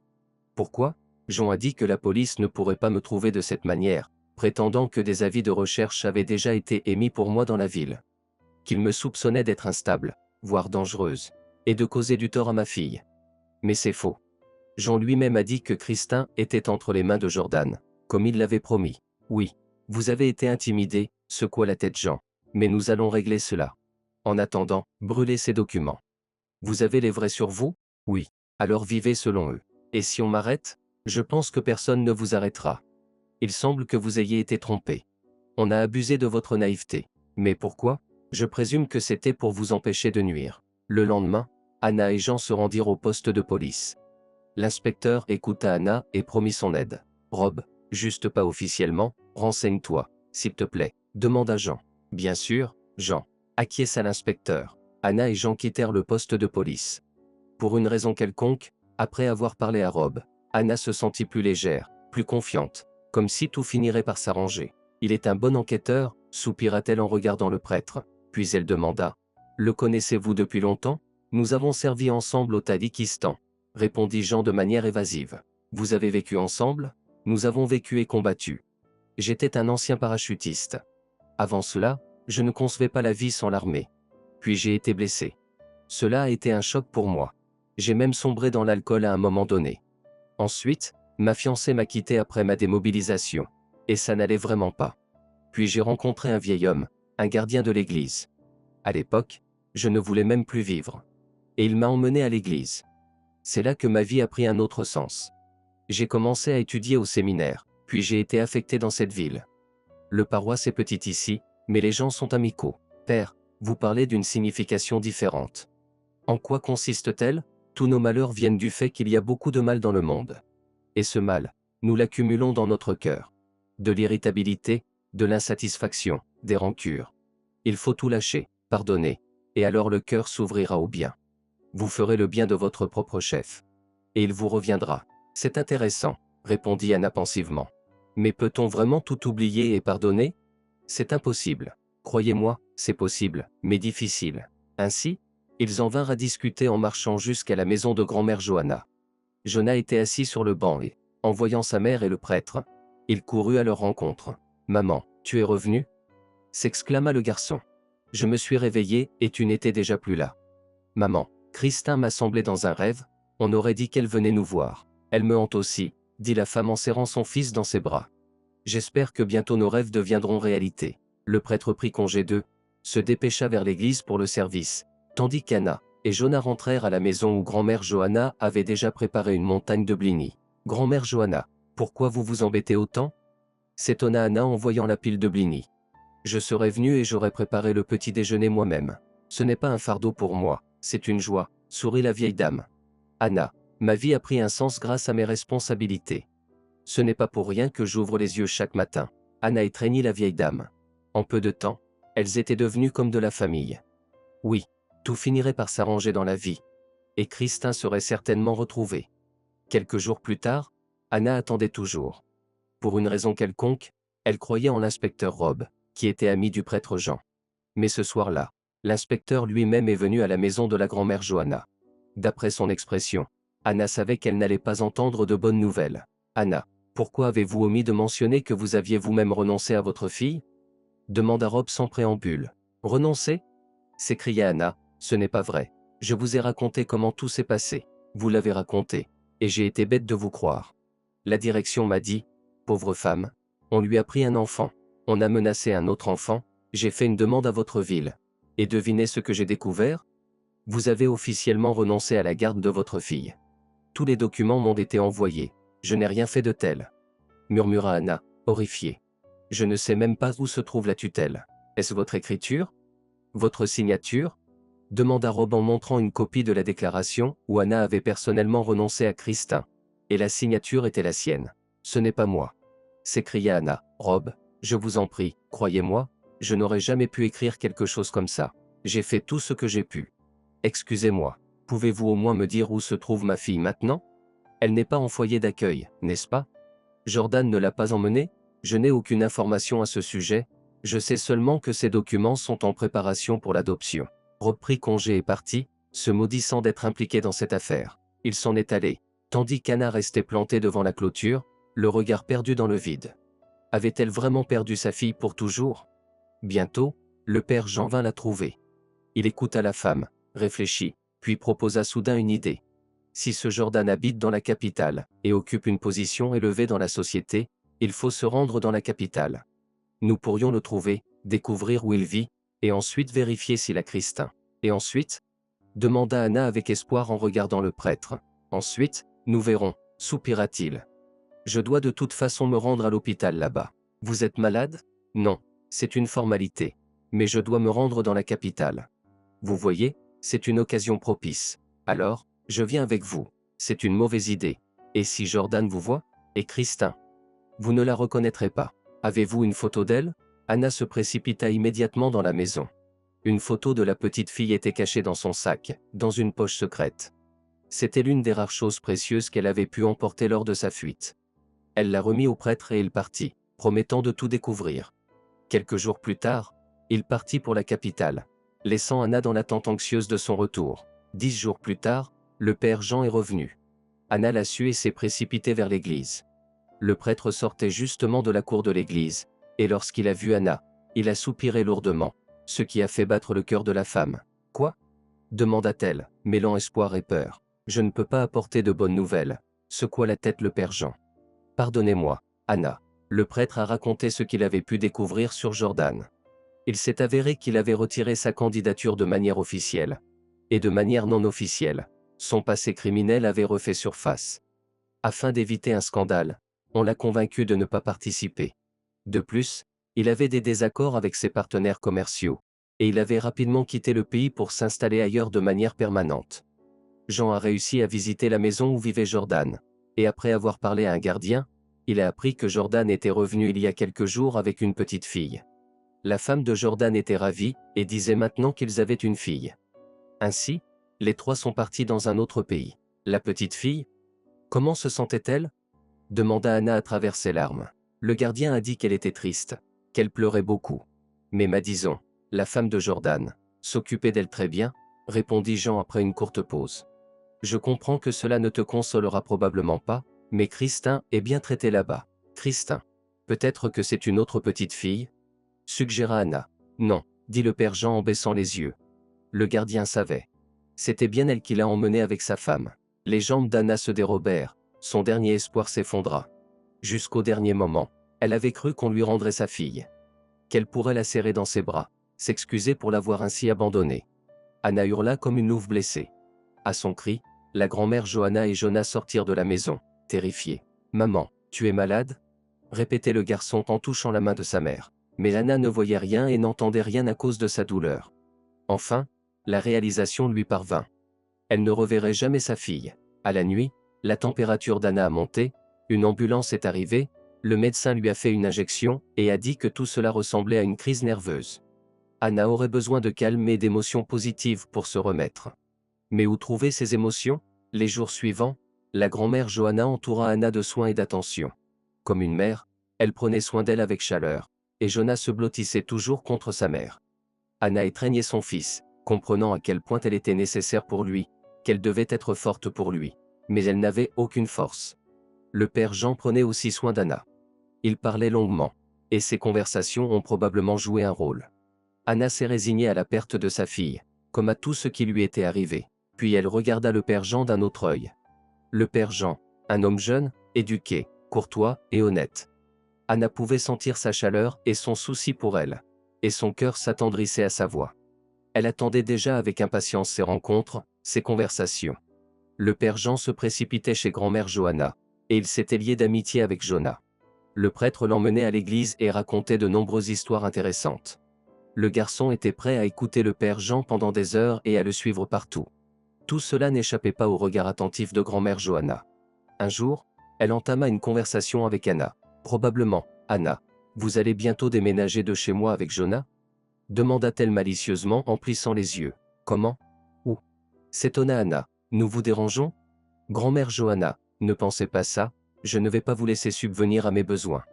Le père Jean m'a dit qu'il y avait une place à la bibliothèque. Le directeur m'a déjà invité pour un entretien après-demain. Oh non, ma chérie. Se défendit grand-mère Johanna. Toi, et Johanna est une joie pour moi, mais ce n'est pas la question. Je vois que Jean te plaît. Et tu lui plais. Qu'est-ce que vous dites? Rougit Anna. Je n'ai même pas pensé à cela. Oh, allons, ne me cache rien, répliqua grand-mère Johanna. Je pense que lorsque l'âme est attirée par quelqu'un, il ne faut pas repousser ce sentiment. Anna regarda pensivement grand-mère Johanna, puis soupira lourdement. Grand-mère Johanna, il est prêtre. Et alors? Haussa les épaules grand-mère Johanna. C'est d'abord un homme, et il ne te voit pas seulement comme une paroissienne. Il est amoureux de toi, j'en suis sûr. Et elle avait raison, la vieille dame. 1 an plus tard, Anna épousa Jean. Maintenant, elle avait une nouvelle vie. Et cette vie s'est avérée plutôt agréable. Anna a quitté la bibliothèque. Elle était maintenant baptisée et mère à l'église. Elle donnait des cours du dimanche aux enfants de la localité. Avec Jean, tout était en harmonie. Johanna était ravi. Il avait un papa tellement extraordinaire. Il se souvenait encore de son premier père, qui était aussi très bien. Mais le nouveau était un vrai zéro.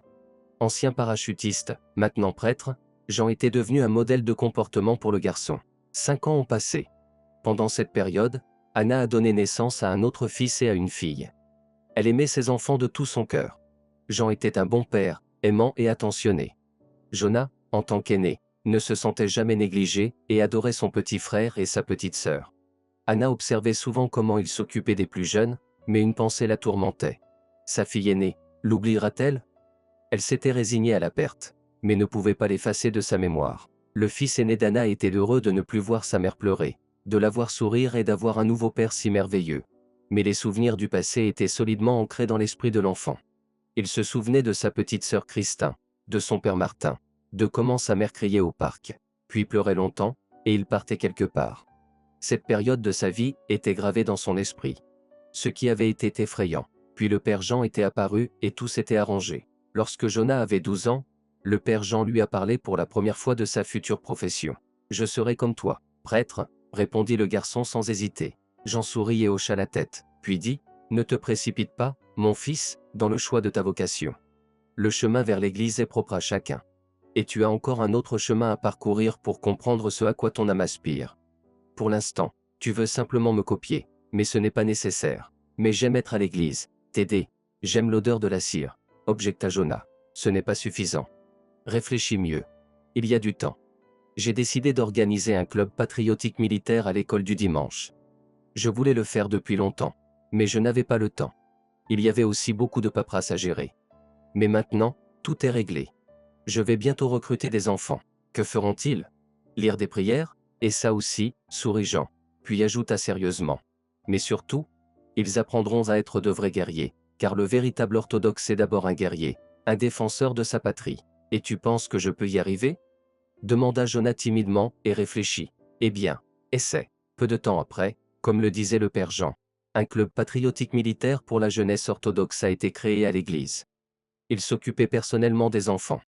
En plus de l'enseignement religieux, le père Jean enseignait l'histoire, les arts martiaux, les bases des premiers secours et bien d'autres choses aux enfants.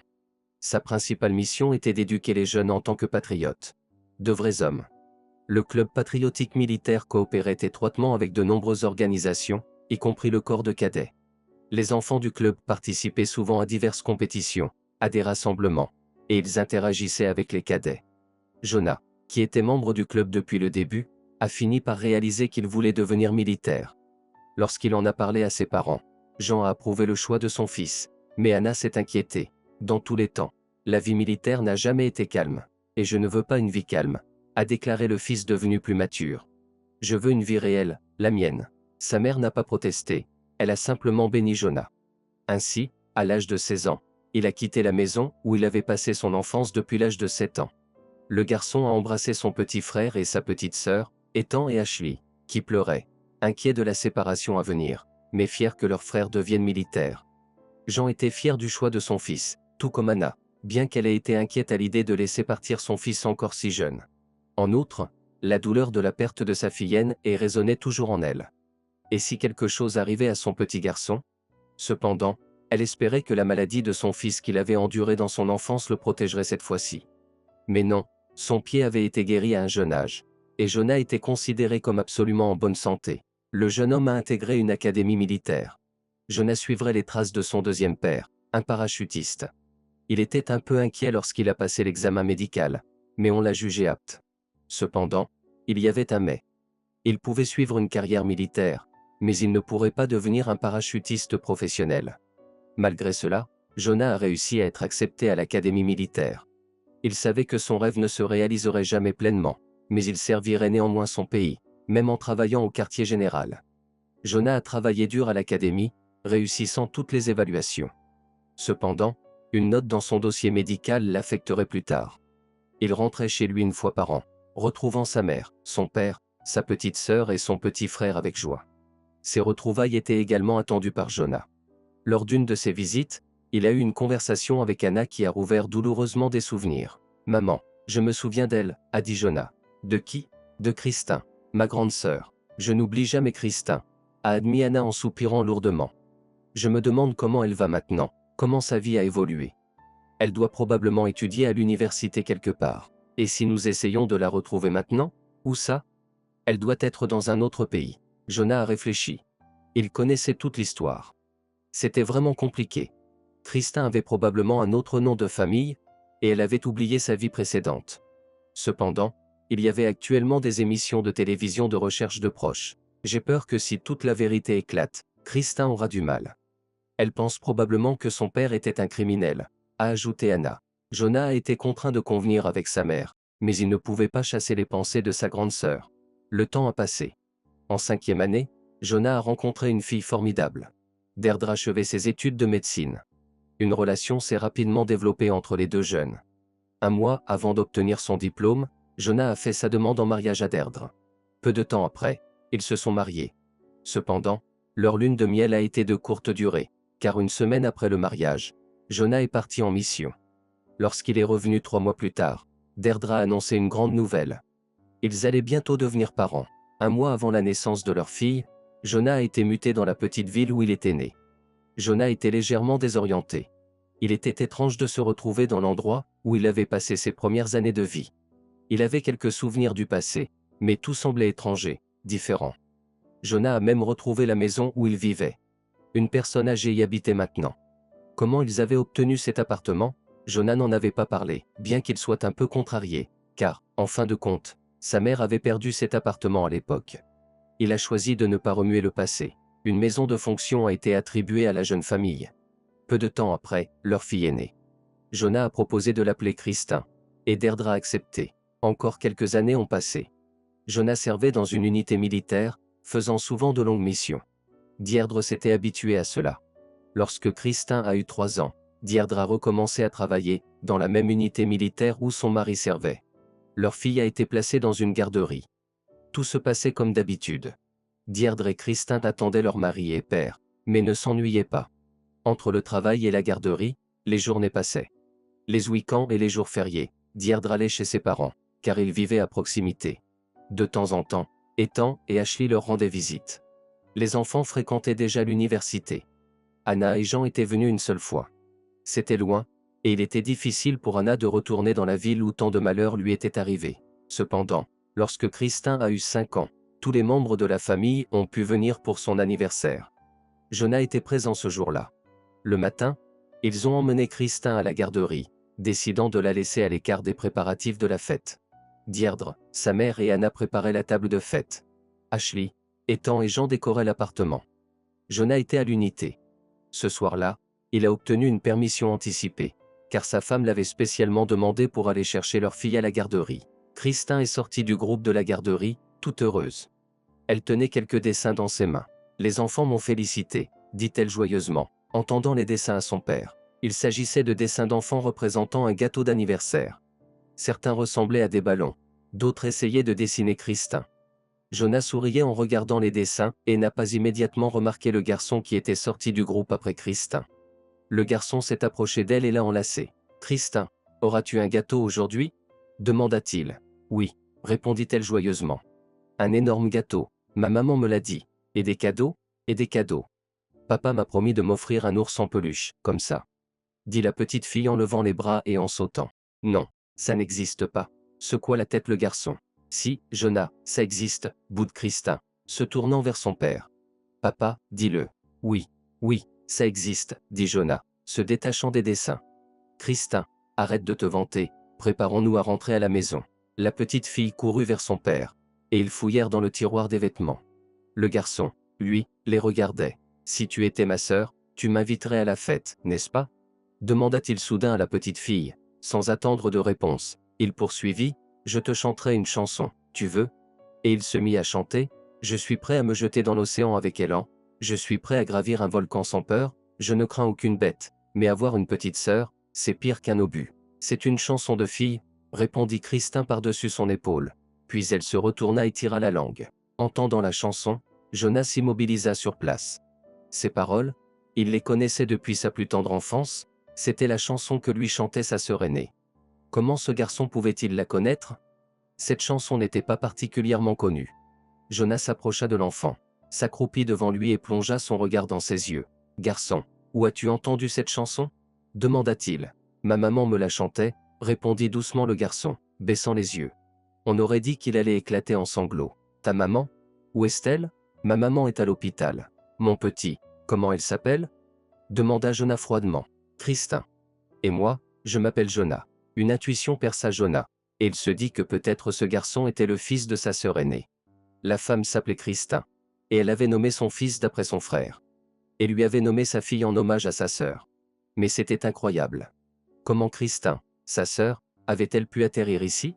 Il était certain qu'à 7 ans, elle avait été emmenée dans un autre pays. La responsable de la crèche sortit du groupe. En voyant le garçon, elle secoua la tête. « Jonah Ross, tu t'es échappé encore une fois? Je t'ai dit de jouer avec la petite voiture dans le coin. Viens, tu déranges Kristin qui se prépare à rentrer à la maison. » « Eh bien, je pensais qu'il viendrait me chercher aussi, » répondit doucement l'enfant. « Jonah, ta grand-mère viendra plus tard, tu le sais bien, » soupira la responsable et prit l'enfant par la main. Pendant ce temps, Jonah, devenu adulte, restait là, réalisant ce qu'il venait d'entendre. Jonah Ross. C'était effectivement le nom de famille de Jordan. L'éducatrice et le petit garçon partirent vers le groupe, et Jonah, après avoir ordonné à sa fille de mettre des collants, les suivit. Il appela l'éducatrice et posa la question directe. « Où est la mère de ce garçon ? » « Kristin est actuellement à l'hôpital, » répondit la femme en regardant le petit Jonah d'un air triste. « Il y a une semaine, elle a été renversée par une voiture. Le responsable a pris la fuite sans appeler les secours. Kristin est actuellement à l'hôpital, et on ne sait pas si elle s'en sortira. Elle est dans le coma. » « Mon Dieu, quelle tragédie !» murmura Jonah, devenant pâle. Son cœur battait de plus en plus fort. Il était convaincu d'avoir rencontré son neveu et qu'il était sur le point de retrouver sa sœur aînée. « Vous avez dit que la grand-mère viendra chercher le garçon. Mais quand ? Elle vient généralement en fin de journée, » marmonna l'éducatrice. « Parfois, il m'arrive même de devoir l'attendre un peu plus longtemps. Elle travaille ? Non. Excusez-moi, Mais pourquoi toutes ces questions? L'éducatrice jeta un regard suspicieux à Jonah. Il y a de nombreuses années, ma sœur aînée a disparu. Et il me semble que cette Christin pourrait être elle. De plus, je pense que Jonah et moi nous lui ressemblons beaucoup. La femme regarda Jonah d'un air étonné, puis se tourna vers le petit Jonah. En effet, vous êtes tous les deux blonds, bouclés. Il y a certainement une ressemblance, mais tout cela est si étrange. Si vous le souhaitez, vous pouvez parler à la grand-mère de Jonah, mais il faudra attendre, répondit-elle après avoir réfléchi. Nous attendrons, répondit Jonah en hochant la tête. Bien sûr, Christin voulait rentrer chez elle pour la fête, mais Jonah l'a convaincu qu'il avait une affaire sérieuse à régler, presque une mission militaire. La petite fille savait que lorsqu'il s'agissait d'une mission militaire pour son père, c'était une affaire sérieuse. Soupirant lourdement, elle s'assit docilement sur un banc pour attendre. Les parents venaient chercher leurs enfants un par un, sauf le petit Jonah. Au début, il était dans la salle de jeu, puis il essaya plusieurs fois de sortir dans le hall, mais l'éducatrice le renvoyait à chaque fois. Finalement, elle haussa les épaules et dit qu'il pouvait rester avec Christin et son père pendant qu'elle planifierait les activités du lendemain. Il était déjà presque 8 heures du soir lorsque la porte de la crèche s'ouvrit et qu'une femme mal habillée, pas si vieille mais visiblement en mauvais état, entra. « Jonah, prépare-toi. » lança-t-elle depuis l'entrée. « Pourquoi n'es-tu pas encore habillé ?» Le garçon sursauta à sa voix. Puis, il alla docilement vers son casier. « Pardonnez-moi, » s'avança Jonah. « Je dois vous parler. Je ne sais tout simplement pas par où commencer. » « Commence par le début, » sourit la femme.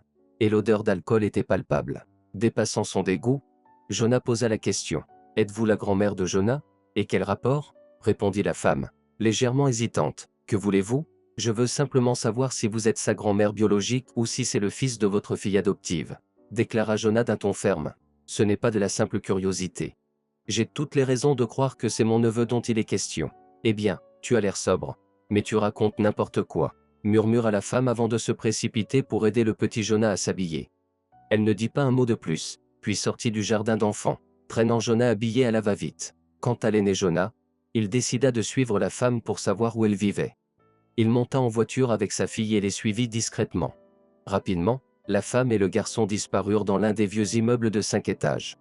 Eh bien, il avait une idée approximative de l'adresse. Il trouverait l'appartement plus tard. C'est ce que Jonah décida, mais pour l'instant, il devait emmener sa fille à la fête, qu'il attendait depuis longtemps. Mais la fête ne fut en rien gâchée. Il y avait un énorme gâteau, des cadeaux, y compris l'énorme ours en peluche, ainsi qu'une pluie de vœux d'anniversaire pour la petite fille. Christin était aux anges, tout comme sa famille. Jonah participait également à la fête, mais son esprit était ailleurs. Avait-il enfin retrouvé sa sœur? Déjà après que la fête se fut terminée, et que les nombreux invités se furent dispersés dans différents coins de l'appartement pour dormir, Deirdre demanda à voix basse à son mari, « Jonah, pourquoi es-tu comme ça? Comme quoi ?» demanda-t-il, perdu dans ses pensées. « Tu sembles distant. C'est la fête de notre fille, tous nos proches sont réunis, et toi, tu es dans la lune toute la soirée. Es-tu envoyé en mission encore une fois ?» Inquiète, Deirdre regarda son mari. Jonah secoua la tête négativement.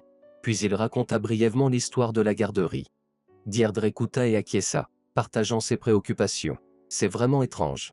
Pour l'instant, ne dis rien à maman Anna. Sinon, elle va s'inquiéter, conseilla-t-elle. Je n'avais pas l'intention de le faire.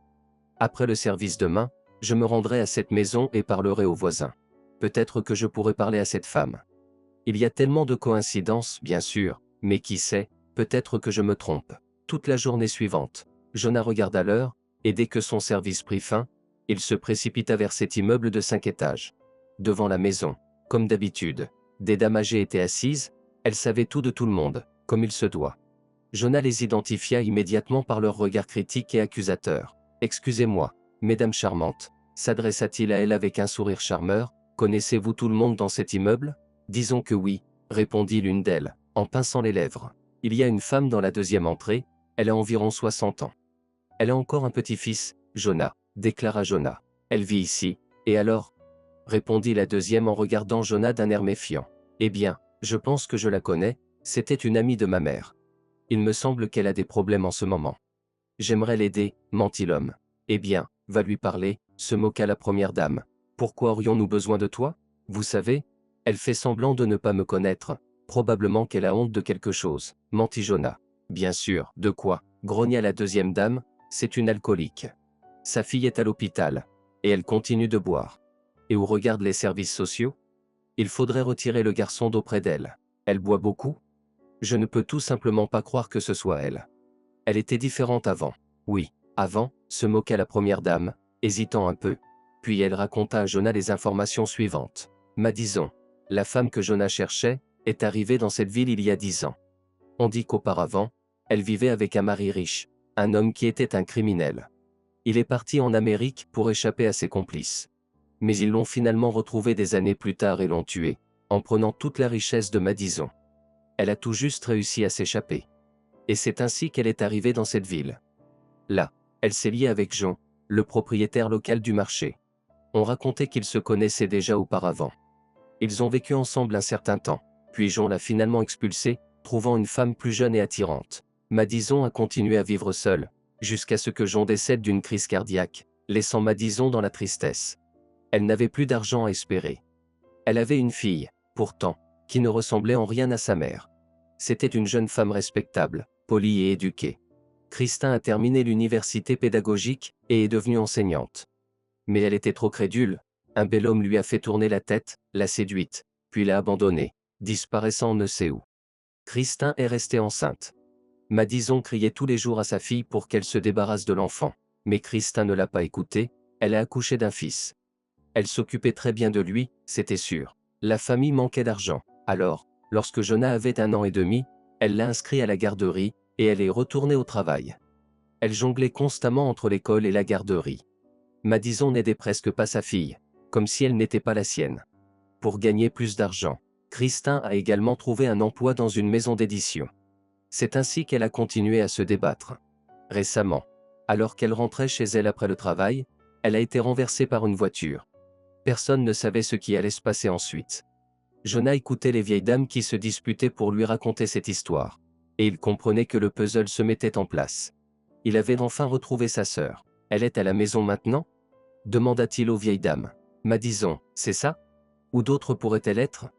Elle est déjà allée chercher son petit-fils à la garderie. Excusez-moi, mesdames. Merci beaucoup pour cette histoire si instructive. Ensuite, il tendit quelques chocolats aux vieilles dames, que, en fait, il avait acheté pour sa fille. Mais que voulez-vous? Les vieilles dames faisaient de leur mieux. Jonah remercia chaleureusement les dames, puis se dirigea vers le bâtiment. 2 minutes plus tard, il était devant la porte délabrée, hésitant à sonner. Mais il s'est avéré que la sonnette ne fonctionnait pas. Jonah a frappé doucement au début, puis plus fort, et enfin il a frappé avec son poing. Qui est là?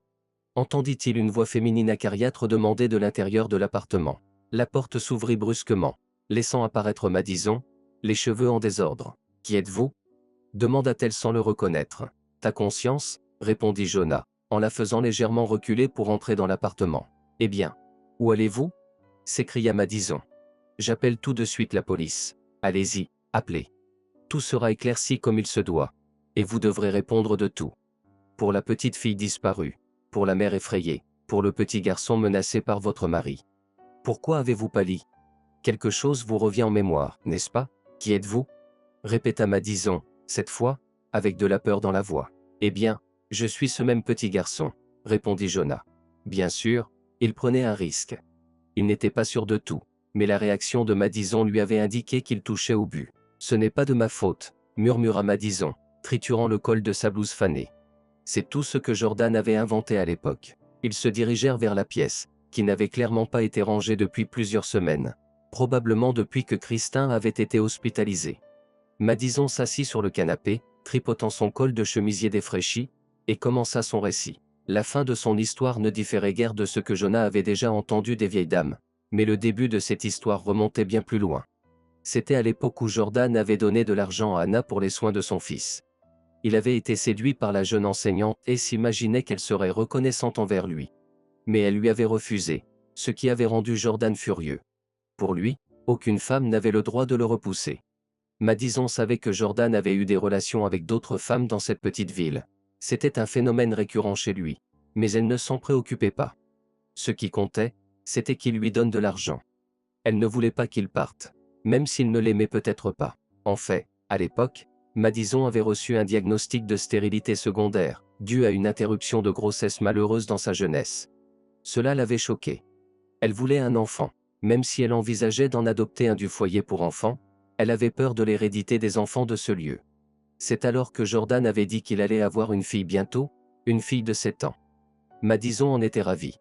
Pas de cris, pas de réveil nocturne, une princesse prête à l'emploi, surtout que la fille avait l'air charmante sur la photo que Jordan lui avait montrée.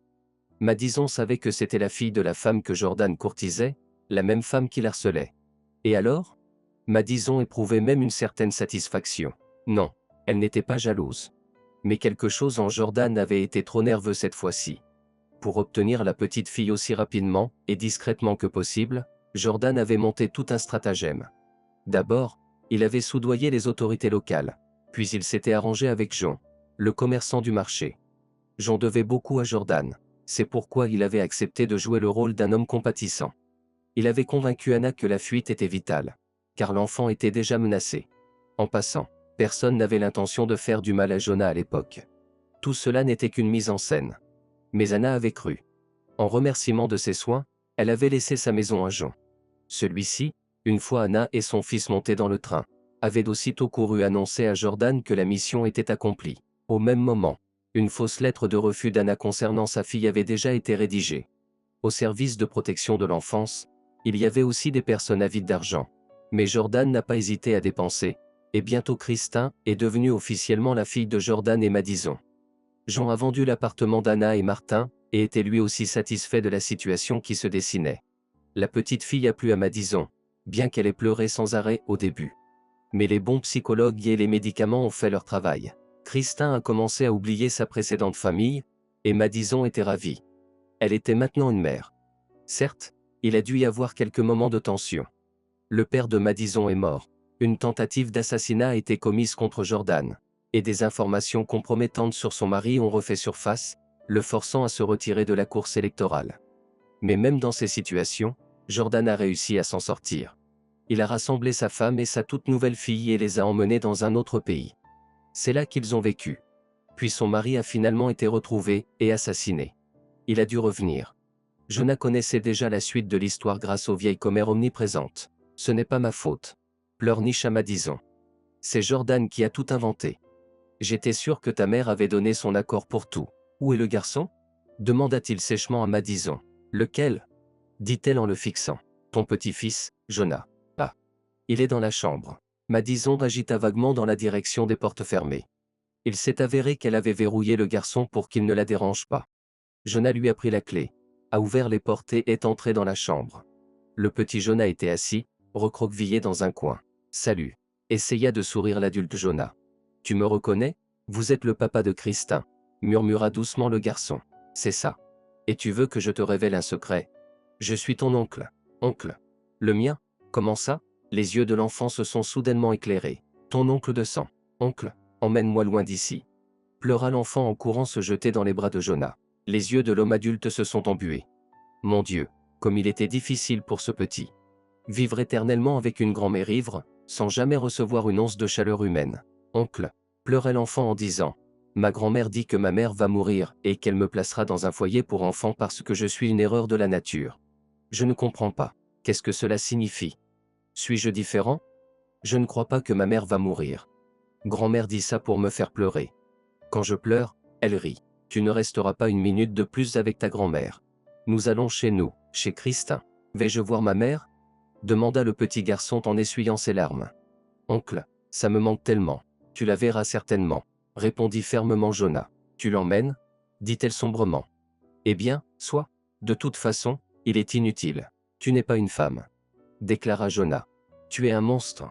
Quand Jonah est apparu dans la porte avec le petit garçon, tout le monde s'est figé dans la perplexité. En revanche, Christin était très contente de voir son ami d'enfance. Oh, Jonah, salut. S'est-elle exclamée. Tu es venu jouer avec moi? Oui, répondit timidement le garçon en jetant un coup d'œil à ce qui restait de la table de fête, où trônait un énorme morceau de gâteau. Eh bien, d'abord, nourrissez le petit invité, ordonna l'adulte Jonah. Puis, lorsque les enfants se sont assis à table, Jean et Anna sont sortis discrètement dans le hall avec leur fils. Maman, ne t'inquiète pas, mais je crois que j'ai presque retrouvé Christin, dit Jonah. Christin? S'est inquiétée Anna, regardant dans la pièce sans comprendre, et ce n'est qu'à ce moment-là qu'elle a compris ses paroles. Elle est devenue très pâle et a poussé un cri. Ma Christin? Oui, maman, ta fille. Elle est actuellement à l'hôpital, j'irai la voir demain. J'irai aussi. s'est alarmée Anna. Mais qu'est-ce qui lui est arrivé? Es-tu sûr que c'est bien elle? Comment l'as-tu trouvé? Et le garçon, qui est-il? Jean aussi était perplexe. Et le garçon, c'est votre petit-fils, mon neveu. Jonah raconta tout à Anna et Jean. Ils écoutaient, retenant leur souffle. Ensuite, Anna commença à pleurer, car elle était convaincue que la petite fille était heureuse. Mais elle avait hérité d'un destin si difficile. Mais elle va guérir, n'est-ce pas? Va-t-elle guérir? Demanda-t-elle avec espoir, posant la question à plusieurs reprises à son fils. Avec l'aide de Dieu, tout ira bien, lui répondit Jean à la place de Jonah. Maman, viens rencontrer ton petit-fils. Lui dit-elle enfin. Ah oui, s'écria Anna soudainement. Pendant ce temps, Jean était déjà en train de discuter activement avec le petit Jonah. Le père de Jean avait vraiment le don de se faire aimer des enfants. Et cette fois-ci ne faisait pas exception. Le garçon, tout d'abord timide et effrayé, bavardait sans arrêt avec lui maintenant. Assis sur les genoux de son grand-père avec Christin à ses côtés, il tiraillait même sur sa barbe. Et le grand-père riait à gorge déployée.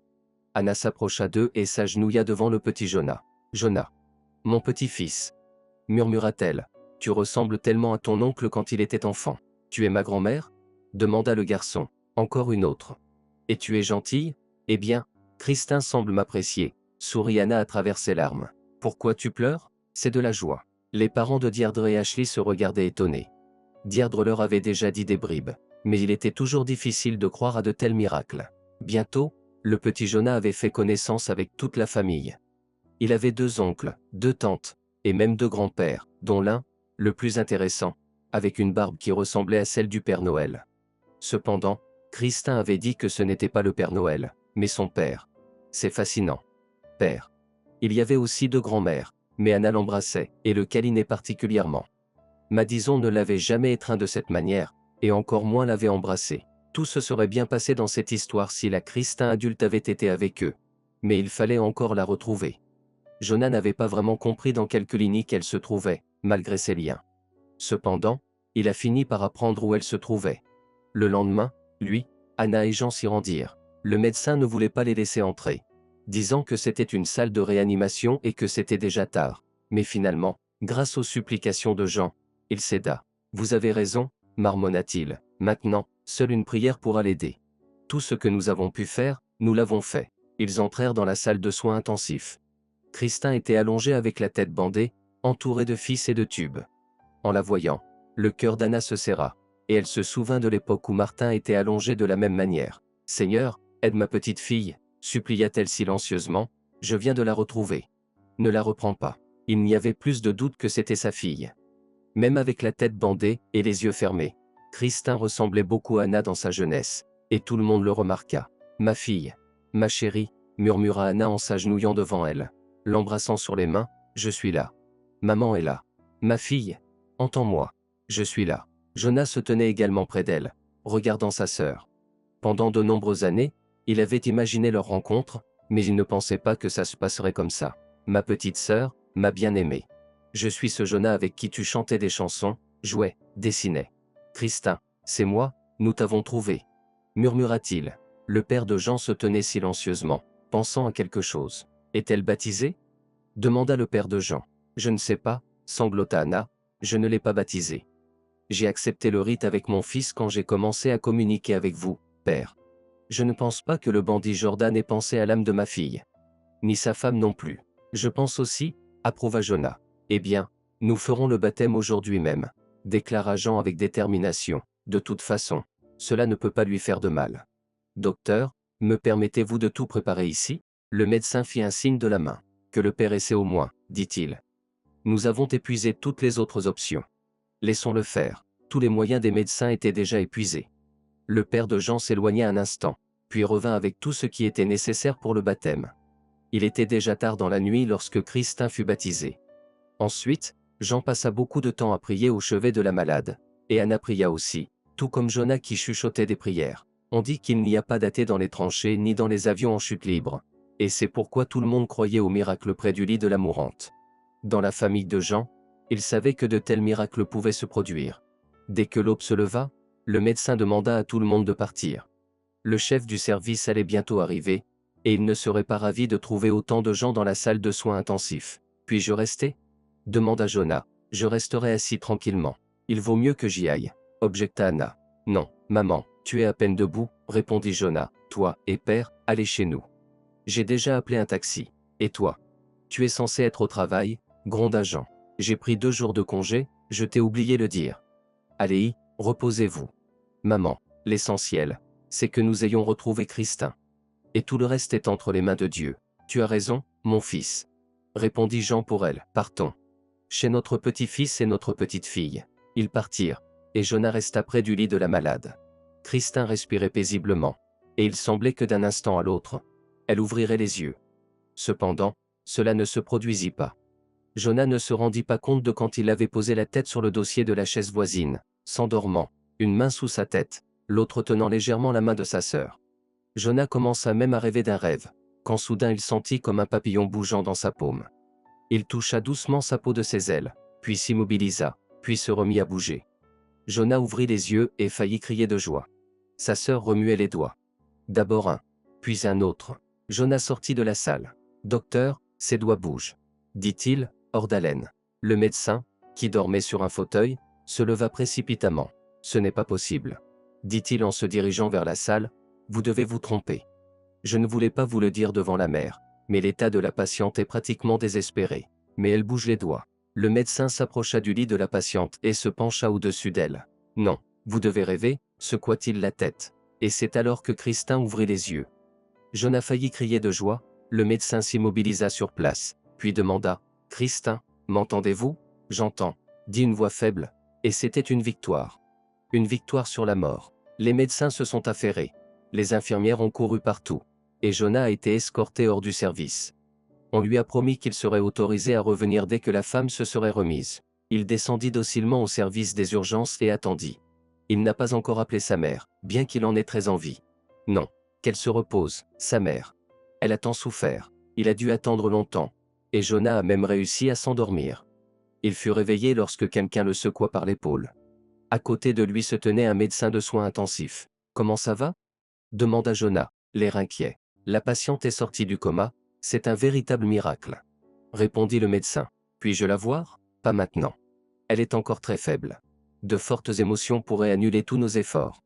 Soyez patient. Nous vous laisserons rentrer dans quelques jours. » Jonah rentra chez lui et annonça la bonne nouvelle à sa famille.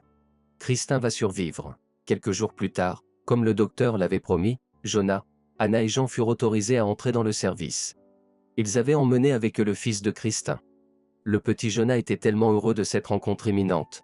Et quand il vit sa mère, complètement bandée, il resta figé sur place. « Maman, c'est toi ?»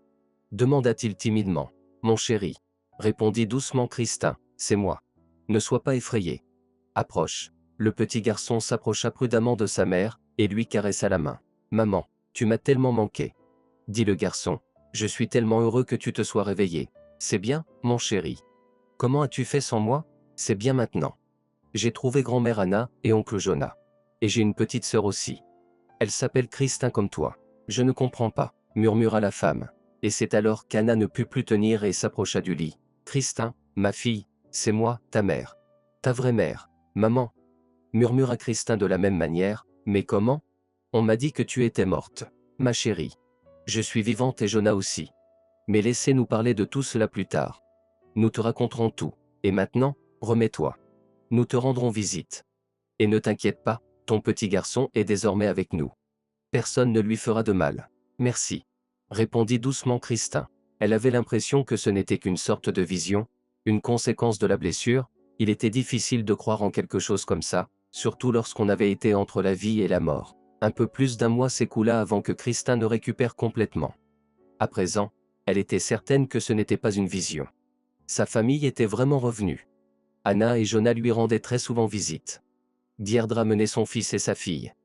Ethan et Ashley les visitaient aussi. Il parlait à Christin de Jean, qui avait dû retourner dans sa paroisse. Mais il était toujours présent pour sa famille, il appelait et priait pour le rétablissement de Christin. La prière. Tout le monde à l'hôpital chuchotait et se rappelait cette fameuse nuit. Non, il ne faisait aucun doute que le prêtre avait alors aidé. Avec sa prière et le sacrement du baptême. Après cela, comment pouvait-il ne pas croire en Dieu? Christin est sorti de l'hôpital après 3 mois. La jeune femme était un peu perdue, où devait-elle aller? Disons, elle n'avait pas envie d'y retourner, Il y avait trop de négativité associée à cette période. De plus, d'anciens voisins de Christin lui ont dit que Madison avait disparu. Peut-être que si Christin n'avait pas su toute la vérité, elle aurait cherché sa mère adoptive. Mais pas maintenant. Madison était aussi coupable de sa séparation d'avec sa famille, et elle lui avait menti pendant de nombreuses années. « Ma maison est ta maison », lui dit son frère. Et sa femme était entièrement d'accord. Christin a peu partagé sa propre histoire, mais une fois chez son frère, lors d'un moment autour d'une tasse de thé, elle a raconté tout ce qu'elle avait dû endurer. Lorsqu'on l'a emmenée au parc, elle a été emmenée dans un endroit à la campagne, où on lui a dit qu'elle aurait une nouvelle mère et un nouveau père, et que sa mère précédente était décédée, et que son frère n'existait plus. Oh, comme Christin a pleuré. Mais avec le temps, elle a fini par croire à cette histoire. Surtout parce qu'une nouvelle vie avait commencé. Elle était partie dans un autre pays. Au début, c'était excitant, et sa vie précédente s'est estompée. Et quand Jordan est mort, Madison a commencé à prêter de moins en moins d'attention à sa fille. Elle criait souvent qu'elle la mettrait dans un orphelinat, mais pour une raison quelconque, elle ne l'a jamais fait. Il y avait peut-être quelque chose d'humain en elle. Quand Christin a grandi, elle a compris à quel point la distance entre elle et sa mère adoptive était grande. Madison ne se souciait pas de ce qui se passait dans la vie de la jeune fille. Elle n'était pas habituée à travailler, et Christin savait qu'elle ne pouvait compter que sur elle-même. Alors elle a travaillé et a étudié. Elle ne voulait pas quitter la capitale, mais quand Madison a soudainement comploté avec Jean, elle est partie. Et ce n'était pas en vain. Sinon, Madison aurait définitivement sombré sans elle. Christin la maintenait à flot. Et puis, dans la vie de Christin, il y a eu un grand amour et une grande trahison. Mais ce n'était plus si important quand elle a eu son fils. Comment l'appeler? Jonah. En l'honneur de son vrai frère, qu'elle avait perdu dans son lointaine enfance.